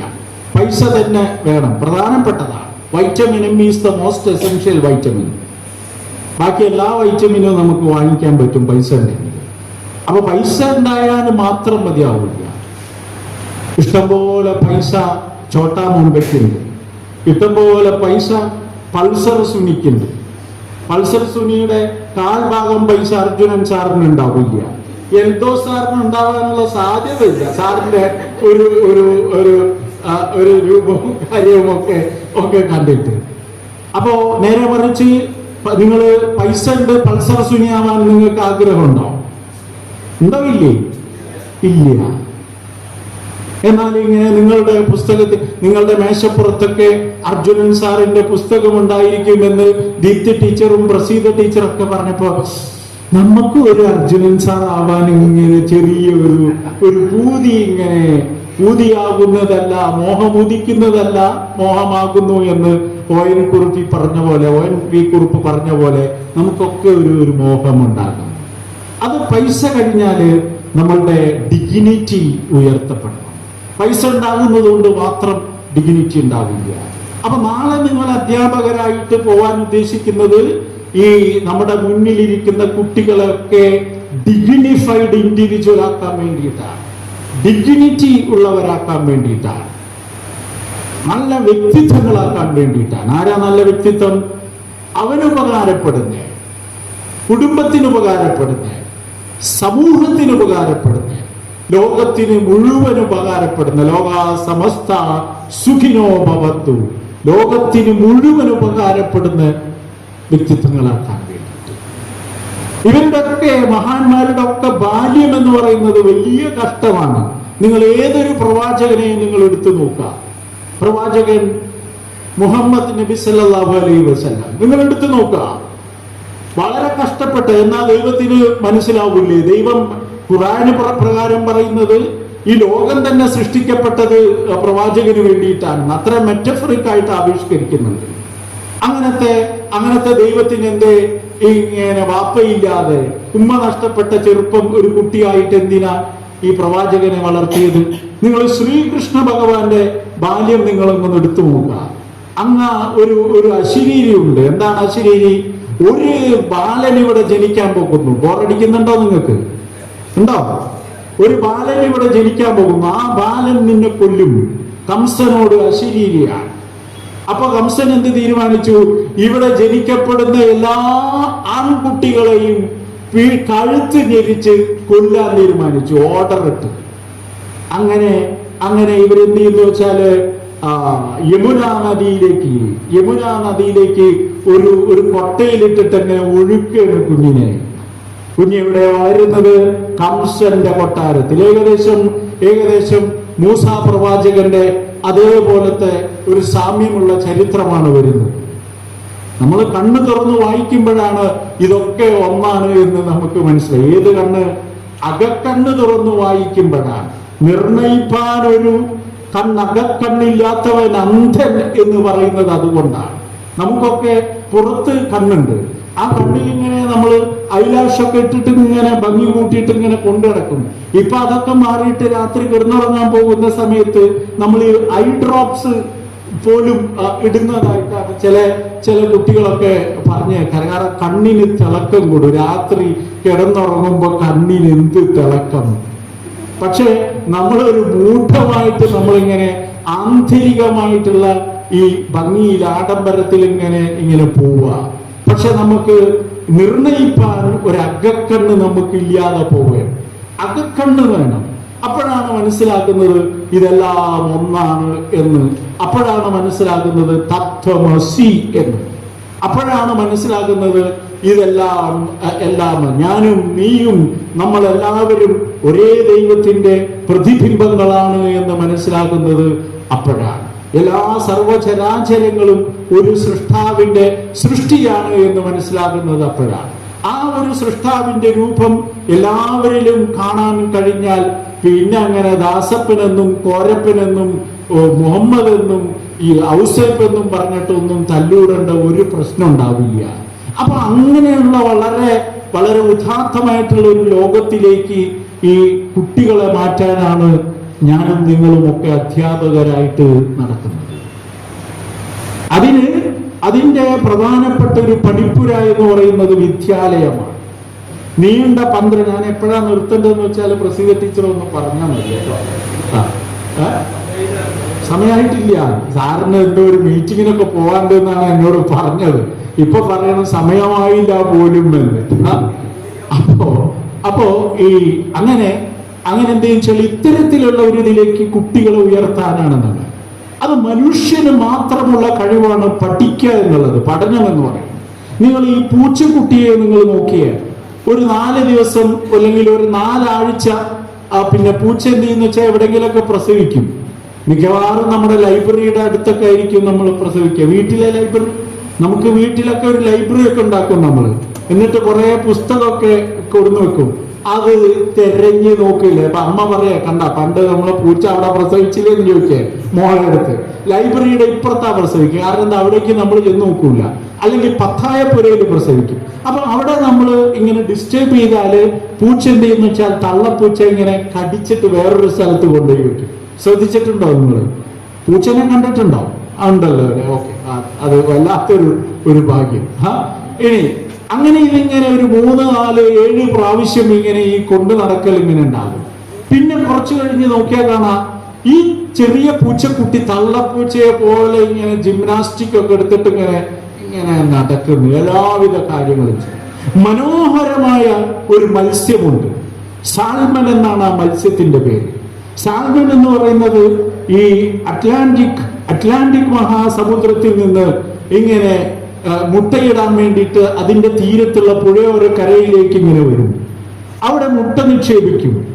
ആ അഡൽട്ടിൽ നിന്ന് മുട്ട വിരിഞ്ഞു വന്നിട്ട് ഈ തള്ളയെടുത്ത അതേ റൂട്ടിലൂടെ തിരിച്ച് അറ്റ്ലാന്റിലേക്ക് മടങ്ങിപ്പോകും സാൽമൺ എന്ന് പറയുന്ന മനോഹരമായിട്ടുള്ള മത്സ്യം. ഇനി നിങ്ങളൊക്കെ ശ്രദ്ധിച്ചിട്ടുണ്ടായിരിക്കും, കാലടിയിലൊക്കെ കാണാൻ സാധ്യതയുണ്ട്, ഉൾപ്രദേശങ്ങളിലൊക്കെ ഓരോ ഓലയിൽ നിന്ന് ഇങ്ങനെ വളരെ മനോഹരമായിട്ട് കൂടുണ്ടാക്കുന്ന ഒരു ഡോം ഷേപ്പ് കൂടുണ്ടാക്കുന്ന ഒരു പക്ഷിയുണ്ട്. തൂക്കണാം കുരുവി എന്നാണ് ആ പക്ഷിയുടെ പേര്.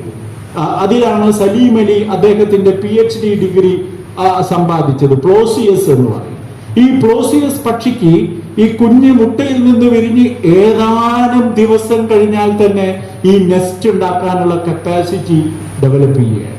ഇതൊക്കെ ഇൻസ്റ്റിങ്ക്റ്റ് ബിഹേവിയറിലൂടെയാണ് ഡെവലപ്പ് ചെയ്യുക. എന്നാൽ മനുഷ്യനോ, നമ്മളെല്ലാവരും ഇങ്ങനെ വെയിറ്റ് ചെയ്യും. രഞ്ജിനിയായിരുന്നു അല്ല, ദീപ്തി ടീച്ചർ എന്ന് വിളിക്കണം. Okay, yes. അപ്പോ ഇങ്ങനെ ഈ മുട്ടയിൽ നിന്ന് വരും.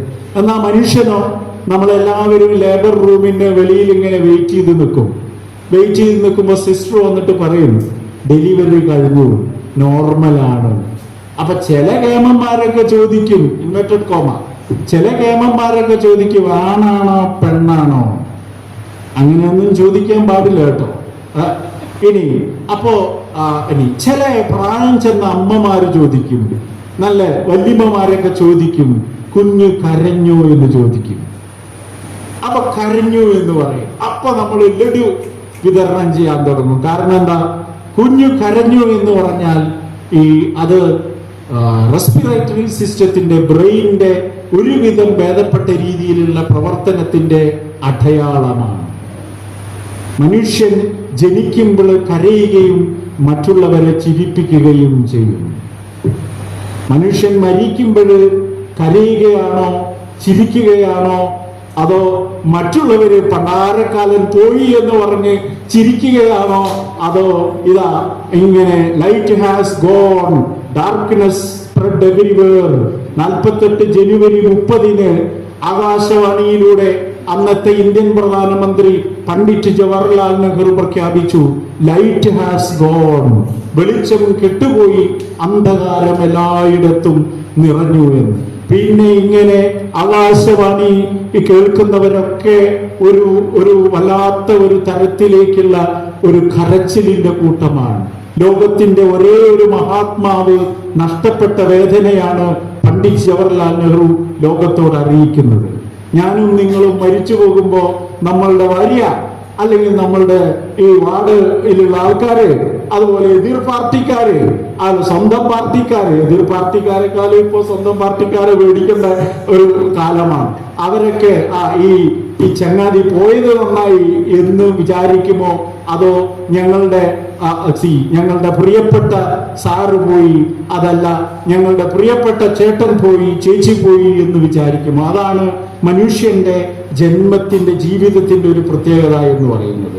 അപ്പോ അങ്ങനെ മറ്റുള്ള ജീവജാലങ്ങളിലൊക്കെ പിന്നെ ഈ കരച്ചിൽ, പിന്നെ ജനിച്ചു കഴിഞ്ഞാൽ എന്തിനാ ഒരു കുഞ്ഞിന് പറ്റുക, അതൊക്കെ സൈക്കോളജിയിൽ അർജുനൻ സാറ് മനോഹരമായിട്ട് വിവരിക്കുന്നുണ്ട്. എന്താ പറ്റുക, ആകെ പറ്റുന്നത് കരയാനും അമ്മയുടെ മുലപ്പാല് ശക്കിയാനും. അത് തന്നെ അമ്മ ഡയറക്റ്റ് ചെയ്യണം. അതുപോലെ കണ്ണിങ്ങനെ നീട്ടി ഇങ്ങനെ തുറന്നിങ്ങനെ അടക്കും, ചിമ്മും അൺകോർഡിനേറ്റഡ് റിഫ്ലക്സസ് എന്ന് പറയും.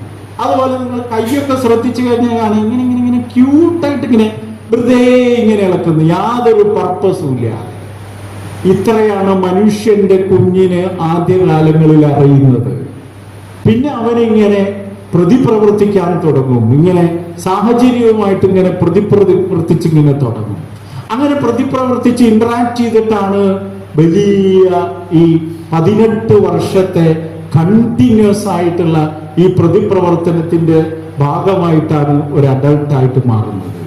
അപ്പോൾ അത്തരത്തിലുള്ള അനുഭവങ്ങൾ വളരെ മനോഹരമായിട്ട് കൊടുക്കാനാണ് അധ്യാപകരുടെ കർത്തവ്യം എന്ന് പറയുന്നത്. അല്ലാതെ പോർഷൻസ് കംപ്ലീറ്റ് ചെയ്യാനല്ല, ടീച്ചർ സിലബസ് തീർക്കാനല്ല ടീച്ചർ എന്ന് പറയുന്നത്. ടീച്ചർ സിലബസിന് അപ്പുറത്തേക്ക് പോകാൻ വേണ്ടി ശ്രമിക്കണം. നമ്മൾ പക്ഷെ എന്താ ചെയ്യാന്ന് വെച്ചാൽ സിലബസ് മാത്രമാണ് നമ്മളുടെ ഏറ്റവും വലിയ ഒരു ഉപകരണമായിട്ട് നമ്മൾ കാണുന്നത്. അതിനപ്പുറത്തേക്ക് എന്ത് ചെയ്യണം എന്ന് വെച്ചാല് വലിയ ആ സ്വാതന്ത്ര്യത്തിന്റെ ആകാശത്തിലേക്ക് ചോദ്യങ്ങൾ ചോദിക്കുന്നതിലേക്ക്, അവന്റെ അസ്തിത്വ പ്രശ്നങ്ങളെ അവനുമായി സംവദിക്കുന്നതിലേക്കൊക്കെ വലിയ നീടത്തിൽ നിന്ന് നഭസ്സിലേക്ക് അവനെ ഉയർത്തിക്കൊണ്ടുപോകണം. നീടം എന്ന് പറയുന്നത് ഒരു പൊത്താണ്. പൊത്തിൽ അവന്റെ ചെറിയ ഇതാണ്. ഞാനും എൻ്റെ കെട്ടിയവനും പിന്നെ ഒരു തട്ടാനും എന്ന് പണ്ട് പറയാറുള്ള പോലെ ഞാൻ അത് സാന്ദർഭികമായി പ്രയോഗിച്ചിരുന്നു എന്നുള്ളൂ, അല്ലാതെ വേറെ ഒരു തരത്തിലും ഉദ്ദേശിച്ച പണ്ട് നമ്മുടെ നാട്ടിലൊക്കെ ഉള്ള ഒരു ചൊല്ല് ഞാൻ പറഞ്ഞു എന്ന് മാത്രമേ ഉള്ളൂ. അതായത് ഞാനും മതി എൻ്റെ. അതുകൊണ്ടാണ് നമ്മൾ ട്രെയിനിൽ നമ്മൾ കയറി കഴിഞ്ഞാൽ നമ്മളടുത്ത് ന്യൂസ് പേപ്പർ ഉണ്ടെങ്കിൽ ആദ്യം ഇങ്ങനെയാണ് നമ്മൾ ന്യൂസ് പേപ്പർ പിടിക്കുക, ഇനി ആരും എന്നെ കാണണ്ട. ന്യൂസ് പേപ്പർ വായിക്കേണ്ടത് ഇങ്ങനെയല്ലേ? പക്ഷെ നിങ്ങൾ ശ്രദ്ധിച്ചു നോക്കൂ, ട്രെയിൻ യാത്രക്കാർ അധികവും ന്യൂസ് പേപ്പർ പിടിക്കുന്നത് ഇങ്ങനെയാണ്. അതോടുകൂടി ക്ലോസ്. ഞാനും എൻ്റെ എന്ന് പറയുന്ന ഒരു സ്വന്തത്തിലേക്ക് മാത്രം ഒതുങ്ങുന്ന ഒരു ജീവിതമാണ് ഇന്നിന്റെ കാലം എന്ന് പറയുന്നത്. എന്നാൽ ഇന്നിന്റെ കുട്ടികൾ എന്ന് പറയുന്നത് ഇതിനേക്കാളൊക്കെ അപ്പുറമാണ്. അവന്റെ കഴിവുകൾ എന്ന് പറയുന്നത് അന്നെന്താ, ന്യൂട്ടൻ അറിയുന്നതിനേക്കാൾ ഇന്നത്തെ കുട്ടികൾക്ക് ന്യൂട്ടനെ കുറിച്ച് അറിയും, ഫിസിക്സിനെ കുറിച്ച് അറിയും. കാരണം എന്താണ്? അത്രയും വലിയ സ്രോതസ്സുകളാണ്. നമ്മളുടെ ജീവിതത്തെ മാറ്റിമറിച്ചത് നേരത്തെ സാറ് മനോഹരമായി മനുഷ്യന്റെ ഈ രൂപാന്തരണം ഇങ്ങനെ പറയണ്ടേ. 4 ആപ്പിളുകളാണ് നമ്മളുടെ ജീവിതത്തെ മാറ്റിമറിച്ചത് എന്ന് ഞാൻ പറയും. ആദ്യത്തെ ആപ്പിൾ എന്ന് പറയുന്നത് ആഡംസ് ആപ്പിൾ. അതായത് ആദമും ഹവ്വയും ഇങ്ങനെ അവിടെ ഇങ്ങനെ തോട്ടത്തിൽ ഇങ്ങനെ, എന്തിനോ ആദമേ നിന്നെ ഞാൻ തോട്ടത്തിലാക്കി, തോട്ടം സൂക്ഷിപ്പാനും കായ്കളികൾ ഭക്ഷിപ്പാനും തോട്ടക്കാരൻ കയ്യ, അതാണ് ആ പാട്ടുണ്ടല്ലോ. അങ്ങനെ വളരെ സുന്ദരമായിട്ട് ഇങ്ങനെ ജീവിതം ഇങ്ങനെ മുന്നോട്ട് പോകുന്ന സമയത്ത് അവിടെ വഴി തെറ്റിക്കാൻ വേണ്ടി സാത്താൻ വന്നിട്ട് പറഞ്ഞു, ആ കായ് കഴിച്ചോ എന്ന്. അപ്പൊ അവ ചോദിച്ചു, എനിക്ക് അതെന്തായാലും വേണമെന്ന്. അതൊഴികെ ബാക്കിയൊക്കെ കഴിച്ചോ എന്ന് ദൈവം പറഞ്ഞു. അവിടെ നിന്നാണ് ഈ മനുഷ്യന്റെ ഈ ഇതിങ്ങനെ വരുന്നത്. അങ്ങനെ ആദ്യത്തെ ആപ്പിൾ. രണ്ടാമത്തെ ആപ്പിൾ ഏതാ? ഒരു മനുഷ്യൻ ഇങ്ങനെ ഇരിക്കുകയായിരുന്നു, ആ സമയത്താണ് ആപ്പിൾ തലമ്മ വീഴുന്നത്. അതാണ് ന്യൂട്ടന്റെ ആപ്പിൾ. അപ്പൊ ന്യൂട്ടൻ ഇങ്ങനെ ആലോചിച്ചു, എന്താ ഈ ആപ്പിൾ ഇങ്ങനെ താഴത്തേക്ക് വീഴുന്നത്, എന്താ മേലേക്ക് പോവാത്തത്, എന്താ എല്ലാ ആപ്പിളും വീഴാത്തത്, എന്താ എല്ലാ വസ്തുക്കളും എന്താ താഴത്തേക്ക് വരാത്തത്? അവിടെ നിന്നാണ് നമ്മൾ എവിടെ പോയാലും രക്ഷപ്പെടാത്ത വിധം നമ്മളെ പിന്നാലെ ഇങ്ങനെ വന്നുകൊണ്ടിരിക്കുന്ന ചലന നിയമങ്ങളുടെ ഇംപ്ലിക്കേഷൻസ് വരുന്നത്. അതാണ് രണ്ടാമത്തെ ആപ്പിൾ. മൂന്നാമത്തെ ആപ്പിൾ എന്താ? ഇവിടെ ഇരിക്കുന്നുണ്ട് ആപ്പിൾ. അതെ, ആപ്പിൾ എന്ന് പറയുന്ന കമ്പനി, ആപ്പിൾ ഫോൺ നമ്മുടെ ജീവിതത്തെ സകലമാനം. കല്യാൺ സിൽക്സിൽ ഞാൻ ഭാര്യനായിട്ട് പോയി, ഭാര്യനെ വിളിക്കാൻ മറന്നു, പക്ഷെ ഞാൻ മൊബൈൽ വളരെ ഭംഗിയായിട്ട്, ഞാനും നിങ്ങളും ഒക്കെ എന്താ വൈകുന്നേരം രാത്രി കെടുക്കുമ്പോഴും ചെയ്യാ, എല്ലാം കഴിഞ്ഞിട്ട് ആ പ്രാർത്ഥനയൊക്കെ കഴിഞ്ഞിട്ട് വളരെ വളരെ പിന്നെ എല്ലാ കാര്യങ്ങളും കഴിഞ്ഞതിന്റെ ശേഷം വളരെ ഒന്ന് തൊട്ട് തലോടിയിട്ട് വളരെ അടുത്ത സാമീപ്യത്തിൽ ഈ മൊബൈലിനെ നമ്മൾ ഇങ്ങനെ ഉറക്കും, തലോടിയിട്ടും ഒക്കെ നീ അവിടെ ഇങ്ങനെ ഇരിക്കട്ട. അപ്പൊ ഇങ്ങനെ നമ്മുടെ ജീവിതത്തിന്റെ സമസ്ത മേഖലകളെയും മാറ്റിമറിച്ച ആപ്പിൾ. ഇനി ഇപ്പൊ 4ാമത്തെ ആപ്പിളിലാണ് നമ്മൾ നിലകൊള്ളുന്നത്. ഞാൻ ഇന്നിന്റെ അധ്യാപകരാവാൻ പോകുന്നവരോടാ പറയുന്നത്. 4ാമത്തെ ആപ്പിൾ എന്ന് പറയുന്നത് ആർട്ടിഫിഷ്യൽ ഇന്റലിജൻസ് ആണ്. അപ്പൊ നമ്മളിങ്ങനെ ഇവിടേക്ക് ഇങ്ങനെ കടന്നു വരുന്ന സമയത്ത് ഓട്ടോമാറ്റിക് ആയിട്ട് ഒരു വെൽക്കം. നമ്മളിത് പിന്നെ ടീച്ചറുടെ ദീപ്തി ടീച്ചറുടെ ഈ മനോഹരമായ ഈ അവതാരതൊന്നും വേണ്ടി വരില്ല. ആർട്ടിഫിഷ്യൽ ഇന്റലിജൻസ് തന്നെ ആ പണിയൊക്കെ എടുക്കും. മുമ്പൊക്കെ നമ്മൾ ലീവ് ലെറ്റർ എഴുതിയ എങ്ങനെ വീട്ടിൽ കല്യാണം ഉണ്ടായാലും ആര് മരിച്ചാലും ഇനി എന്ത് പ്രശ്നം ഉണ്ടായാലും ഒരൊറ്റ ലീവ് ലെറ്ററാണ് നമ്മൾ എഴുതുള്ളൂ. എന്താ? As I am suffering from fever and head, I am not. ചിരിക്കേണ്ടി ഇപ്പൊ എല്ലാവരും നമ്മളുടെ ഓരോ പൊട്ടത്തരങ്ങളെ ഇങ്ങനെ ആലോചിച്ചിട്ട് ഇങ്ങനെ ചിരിക്കുക. അപ്പോ ഞാൻ ആലോചിക്കുകയാണ്, എൻ്റെ അച്ഛൻ, ഞാൻ MSc പഠിക്കുന്ന സമയത്ത് എൻ്റെ അച്ഛൻ അദ്ദേഹം പോസ്റ്റൽ സൂപ്രണ്ടായിട്ട് റിട്ടയർ ചെയ്തതാണ്.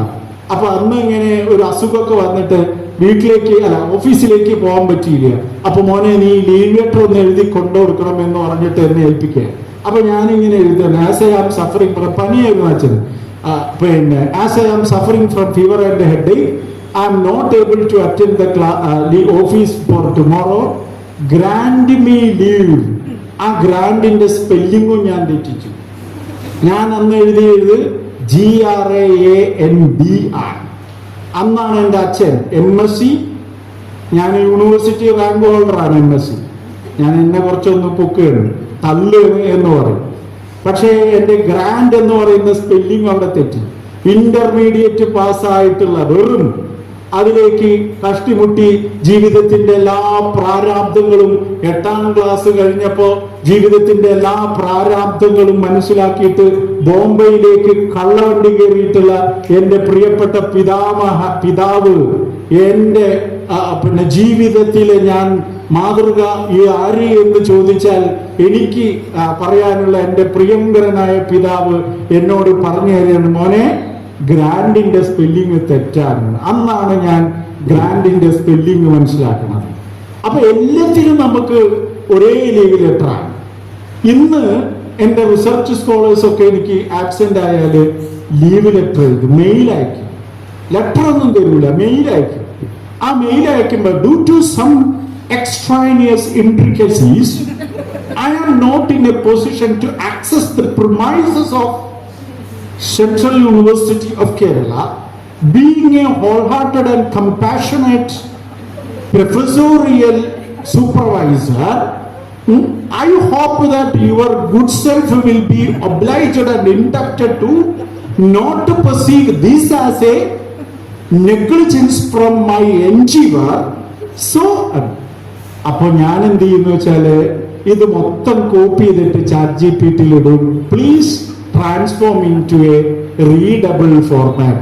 അപ്പൊ ChatGPT എന്നോട് പറയും, this is nothing but she request a leave for this day. അപ്പൊ സംഭവം എന്താന്ന് വെച്ചാല് ഇന്ന് കുട്ടികള് തലവേദനയ്ക്ക് എന്താ ചെയ്യ മോളെ, അമ്മ അവിടെ വെയിറ്റ് ചെയ്യും, ഞാൻ ഇപ്പൊ വരട്ടാ പറയും. ChatGPT എന്റെ അമ്മയ്ക്ക് തലവേദന. ഇനി ഇതിലും ഭയങ്കര രസമാണ് ലവ് ലെറ്റർ എഴുതുന്നത്. ലവ് ലെറ്റർ മുമ്പ് നമുക്ക് എന്താ എഴുതുക, ഞാൻ 7ാം ക്ലാസ്സിൽ പഠിക്കുമ്പോൾ ഒരു ലവ് ലെറ്റർ എഴുതി, അങ്ങനെ കൊടുക്കാൻ ധൈര്യമില്ലാതെ എൻ്റെ നോട്ട്ബുക്കിൽ വെച്ച്. അപ്പൊ എന്തോ ഒരു ആവശ്യത്തിന് വേണ്ടിയിട്ട് എൻ്റെ അച്ഛൻ ഒരു കഷ്ണം പേപ്പർ നോട്ട്ബുക്കിൽ നിന്ന് എടുക്കണം. അപ്പൊ പേപ്പർ എടുക്കുമ്പോ ഈ ലവ് ലെറ്ററാണ് കിട്ടിയത്. അങ്ങനെ എന്നിട്ട് അത് കഴിഞ്ഞതിന്റെ ശേഷം എനിക്ക് മനസ്സിലായി സംഗതി പെട്ടു എന്നുള്ളത്. പക്ഷെ അച്ഛനൊന്നും പറഞ്ഞില്ല കേട്ടോ. അങ്ങനെ അച്ഛനും അമ്മയും കൂടി ഉമ്മർത്തിരുന്നിട്ട് ഇങ്ങനെ സംസാരിക്കുക, ഇത് കണ്ട സംഭവം കിളി പോയിട്ടുണ്ട് കേട്ടോ എന്ന്. പക്ഷെ ഒരു കിളിയും പോയില്ല ദൈവാനുഗ്രഹം കൊണ്ട്. പക്ഷെ ഇപ്പോഴത്തെ ലവ് ലെറ്റർ എന്ന് വെച്ചാൽ ഇപ്പൊ നിങ്ങൾക്ക് ഒരാൾക്ക് ലവ് ലെറ്റർ എഴുതണം എന്ന് വിചാരിക്കുക, നിങ്ങളുടെ ഫ്രണ്ടിന്റെ ബർത്ത്ഡേ എന്ന് വിചാരിക്കുക. അപ്പൊ നിങ്ങൾക്ക് ChatGPT ചോദിക്കാം, ChatGPT, today July 8th, my friend's birthday. She is a peculiar girl. She is fond of Shubman Gill. Love cricket. Earlier, her favorite hero was Virat Kohli. Then she is not interested in movie. She reads. ചിലരിങ്ങനെ ആലോചിക്കുക എന്താ എഴുതേണ്ടതെന്നുള്ളത്. She reads a lot, and she is not fond of the general items as gift and all. Please suggest one love letter for her as well as A birthday gift. അപ്പൊ chat GPT കടകടേന്ന് പറഞ്ഞു, ദോശേട്ടാ എന്തെങ്കിലും നോക്കണേ. അപ്പൊ chat GPT എന്ത് ചെയ്യുന്ന വെച്ചാല് ഇങ്ങനെ ഇങ്ങോട്ട് പറഞ്ഞു തരും, ഇങ്ങനെ ഇതാ ഇന്നത് കൊടുത്താൽ മതി. അതാണ് ഇന്നത്തെ കാലത്തിന്റെ. അപ്പൊ നമ്മളുടെ മക്കള് മോശമാണ്, കഴിവില്ലാത്തവരാണ് എന്നൊന്നും വിശ്വസിച്ചു പോകരുത്. ഒരുപാട് അനന്ത സാധ്യതകൾ ഞാനിങ്ങനെ അവസാനിപ്പിക്കാൻ പോവുകയാണ്. അങ്ങനെ ഒരു 4 പ്രാവശ്യം ഞാൻ പറയും, എന്നിട്ടേ ഞാൻ അവസാനിപ്പിക്കുള്ളൂ കേട്ടോ. അങ്ങനെ അനന്ത സാധ്യതകളുള്ള ഒരു ഉറവിടമാണ് ഇന്നത്തെ കുട്ടികൾ എന്ന് പറയുന്നത്. ഇന്നത്തെ കുട്ടികളുടെ അസാധ്യത എന്ന് പറയുന്നത്, എന്റെ മോള് എന്നോട് പറയും, പപ്പ അപ്പൊ ഒരു കാര്യം ചെയ്യും, അബ്ബാന്നാ വിളിക്കുക, അപ്പൊ ഒരു കാര്യം ചെയ്യും, അപ്പൊ ഈ ഫോണൊന്ന് യൂസ് ചെയ്യണ്ട. ആ ഫോണ് ഒബിക്കാക്ക് കൊടുത്തോ, അതായത് സഹോദരന് കൊടുത്തോ, ഇക്കയ്ക്ക് കൊടുത്തോ, എന്നിട്ട് ഇക്കാലത്തുള്ള ഫോണ് എനിക്ക് വാങ്ങിച്ചെന്നാളെ, എന്നിട്ട് ഒരു സാധാരണ സാംസങ് വാങ്ങിച്ചാൽ മതി. അപ്പൊ കാരണം എന്താ? അപ്പൊ ഞാൻ ചോദിച്ചു, എന്താ മോളെ? അല്ല, ഇതിലൊരു 38 ഓപ്പറേഷന് സാധ്യത ഉണ്ട്. അപ്പൊ ആകെ ചെയ്യുന്നത് 4 ഓപ്പറേഷൻസാ. ഒരു വാട്സപ്പ്, ഒരു മെയില്, ഒരു ഫോൺ, ഒരു മെസ്സേജ്. അപ്പൊ അതുകൊണ്ടാണ് കുട്ടി ഡിജിറ്റൽ നേറ്റീവാണ്. അവൻ ഇന്ന് ജനിക്കുമ്പോ ഡിജിറ്റൽ സാങ്കേതിക വിദ്യയുടെ കാലഘട്ടത്തിലേക്ക് പിറന്നു വീഴുന്ന കുട്ടിയാണ്. അങ്ങനെ ഇങ്ങനെ കൺസെപ്ഷൻ എൻഷുർ ചെയ്താല് ആദ്യം ഒന്ന് പോകും ഡോക്ടറെ അടുത്ത്, വാസന്തി ഡോക്ടറെ അടുത്ത് പോകും. അപ്പോ ഓക്കെ കൺഗ്രാജുലേഷൻസ് എന്നൊക്കെ പറഞ്ഞിട്ട് ഡോക്ടർ എന്ത് ചെയ്യും, ഇവിടെ തട്ടും അവിടെ തട്ടും, ഒരു കുഴപ്പമില്ല. ഇനി ഒരു 4 ആഴ്ച കഴിഞ്ഞിട്ട് ഒരു സ്കാനിങ്. അപ്പൊ ഇതിന് പോയാല് മമ്മി വിളിക്കും, എന്തായി മോളെ, ഡോക്ടറെ കണ്ടോ? അപ്പൊ ഇവിടെ ഞാൻ അടുപ്പിച്ച് പറയട്ടോ, ഇല്ല, ഇവിടെ തൃശ്ശൂർ പൂരത്തിനുള്ള തിരക്കുണ്ട് ഉമ്മ എന്ന് പറയും. അപ്പൊ കഴിഞ്ഞ് എന്നിട്ട് വിളിക്കും, അപ്പൊ വീണ്ടും മമ്മി വിളിക്കും. അപ്പൊ ഇതൊക്കെ ഈ വൈബ്രേഷനൊക്കെ ഈ ഗർഭപാത്രത്തിൽ കിടക്കുന്ന കുഞ്ഞിലേക്ക് എത്തുക. അതിന്റെ പോസിറ്റീവും നെഗറ്റീവും. അത് കഴിഞ്ഞിട്ട് വീണ്ടും സ്കാനിങ്, അത് കഴിഞ്ഞ് വീണ്ടും സ്കാനിങ്, അങ്ങനെ ഒരു 4 മിനിമം സ്കാനിങ്. അത് കഴിഞ്ഞിട്ട് ജനിച്ചു കഴിഞ്ഞ് ഒരു ഇത്തിരി ലഡുവൊക്കെ കൊടുത്തു കഴിഞ്ഞാല് നമ്മൾ ഫോട്ടോ എടുത്തിട്ട് വേഗം എന്ത് ചെയ്യും, ഫാമിലി ഗ്രൂപ്പിൽ അപ്ലോഡ് ചെയ്യും, അല്ലെ? ന്യൂ ബോൺ ബേബിയുടെ. അതിന്റെ മുമ്പ് ഇപ്പൊ എന്താണ്, വുഡ് ബി മദർ എന്ന് പറഞ്ഞിട്ട് സെലിബ്രേഷൻ ഒക്കെ ഉണ്ട്, അല്ലെ? കോളേജ് നിങ്ങളൊക്കെ ഇവിടെ നടത്താൻ പോകുന്ന പരിപാടികളാണ് അതൊക്കെ. വുഡ് ബി മദർ എന്ന് പറഞ്ഞിട്ട് ഒരു സെലിബ്രേഷൻ ഒക്കെ ഉണ്ട്. അപ്പോഴൊക്കെ ഈ അമ്മയുടെ ഗർഭപാത്രത്തിൽ കിടക്കുന്ന കുഞ്ഞ് ഈ ഡിജിറ്റൽ വേൾഡിലേക്ക് എക്സ്പോസ് ചെയ്തുകൊണ്ടിരിക്കുകയാണ്. അങ്ങനത്തെ ഒരു കുട്ടിയാണ് ഈ പിന്നീട് സ്കൂളിലൊക്കെ ഇരിക്കുന്നത്. അതുകൊണ്ടാണ് നമ്മൾ എപ്പോഴും ഒരു PPT ഉണ്ടാക്കാൻ 1/2 മണിക്കൂർ 3/4 മണിക്കൂർ എടുക്കുമ്പോ നമ്മുടെ 3ാം ക്ലാസ്സിൽ പഠിക്കുന്ന മകള് 2ാം ക്ലാസ്സിൽ പഠിക്കുന്ന മകള് അല്പനിമിഷം കൊണ്ട് കിടുകിടുകിടുകിടുകിടുന്നും പറഞ്ഞിട്ട് സാധനം ശരിയാക്കിയിട്ട് നമ്മുടെ മുന്നിൽ കൊണ്ട്, ഞാൻ പറഞ്ഞത് ശരിയല്ലേ, നമ്മുടെ മുന്നിൽ കൊണ്ടുവരുന്നത്. ഇത് ഈ കുട്ടികളെയാണ്. അതുപോലെ തന്നെ കുട്ടി ഇന്ന് ലോകം കാണും. ഞാനൊരു പഠിക്കുന്ന സമയത്ത്, ഞാനൊരു സ്കൂളിൽ പഠിക്കുമ്പോ കാഞ്ഞിരമുക്ക് പനമ്പാട് ന്യൂ UP സ്കൂളും വീടും കുറച്ച് പ്രദേശവും മാത്രമാണ് എനിക്ക് അറിയുള്ളൂ. ഇന്ന് കുട്ടി അവന്റെ വീട്ടിലിരുന്നിട്ട് കാണുന്നത് കൊറിയയിൽ എന്താ നടക്കുന്നതെന്നാണ്. കൊറിയൻ, അതുകൊണ്ടാണ് പൂക്കി എന്നൊക്കെ നമ്മൾ വിളിക്കും ചിലപ്പോ, അല്ലെ? വലിയ അതന്നെ ആ പേരക്കുട്ടി വിളിക്കും പൂക്കി. നമ്മൾ വിളിക്കും, എന്താണ്ട് ഇവളെ വിളിക്കണമെന്ന് നമ്മൾ ചോദിക്കും. കാരണം എന്താ വെച്ചാൽ കൊറിയൻ സല്യൂട്ടേഷനാണ്. ഇങ്ങനെ ലോകം മുഴുവൻ കാണുകയാണ്. ലോകം മുഴുവൻ കാണുന്ന ഒരു കുട്ടിയുടെ അടുത്തേക്കാണ് നമ്മളിങ്ങനെ കാലത്ത് ഇങ്ങനെ ഒരു ജലദോഷം പിടിച്ച മോന്തയായിട്ട് നമ്മളിങ്ങനെ ചെന്നിട്ട് യെസ് സൈലന്റ് പ്ലീസ് എന്ന് പറയാൻ ശ്രമിക്കുന്നത്. എന്ത് സൈലൻസ്?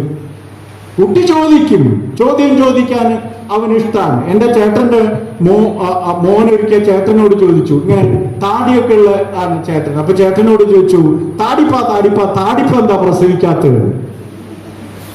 ന്യായമായ ചോദ്യമാണ്, അല്ലെ? അപ്പൊ കുട്ടി ഇങ്ങനെ 4 വയസ്സായിട്ടുള്ള കുട്ടിയൊപ്പം നിങ്ങളൊന്ന് നടന്നു നോക്ക്.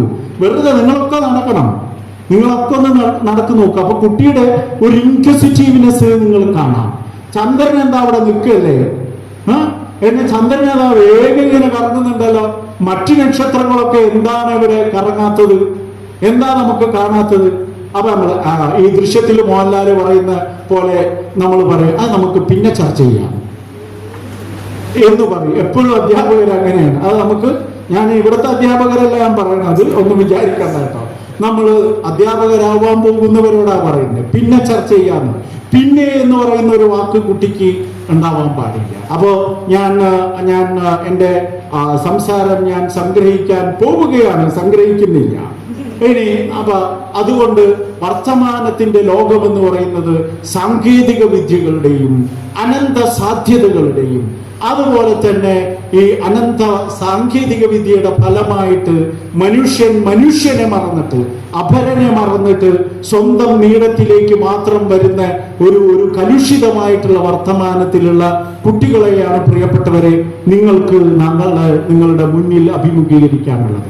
അപ്പൊ അതുകൊണ്ട് തന്നെ ഒരിക്കലും നിങ്ങൾ നിരാശപ്പെടരുത്. ഇന്ന് ഇവിടെ നിന്ന് ഈ കൊളുത്തിവെച്ച ദീപത്തിന്റെ വലിയ ഒരു ജ്വാല നിങ്ങളുടെ മനസ്സിൽ അവസാനത്തെ ശ്വാസം വരെ ഉണ്ടാവണം. ഒരു ചെറുപ്പക്കാരൻ ബോംബെ റെയിൽവേ സ്റ്റേഷനിലേക്ക് ചെല്ലുകയാണ്. ഇങ്ങനെ കോട്ടൊക്കെ ഇട്ടിട്ടാണ് ചെല്ലണത്. ആ കോട്ടൊക്കെ ഇട്ടിട്ട് ചെല്ലുന്ന സമയത്ത് സ്റ്റേഷൻ മാസ്റ്റർ അയാളോട് പറഞ്ഞു, നിങ്ങൾക്ക് ഇവിടെ വരാൻ പ്രവേശനമില്ല, നിങ്ങൾക്ക് ഇവിടെ വരണമെന്നുണ്ടെങ്കിൽ നിങ്ങൾ നിങ്ങളുടെ കോട്ട് ഊരിയിട്ട് വരണമെന്ന് പറഞ്ഞു.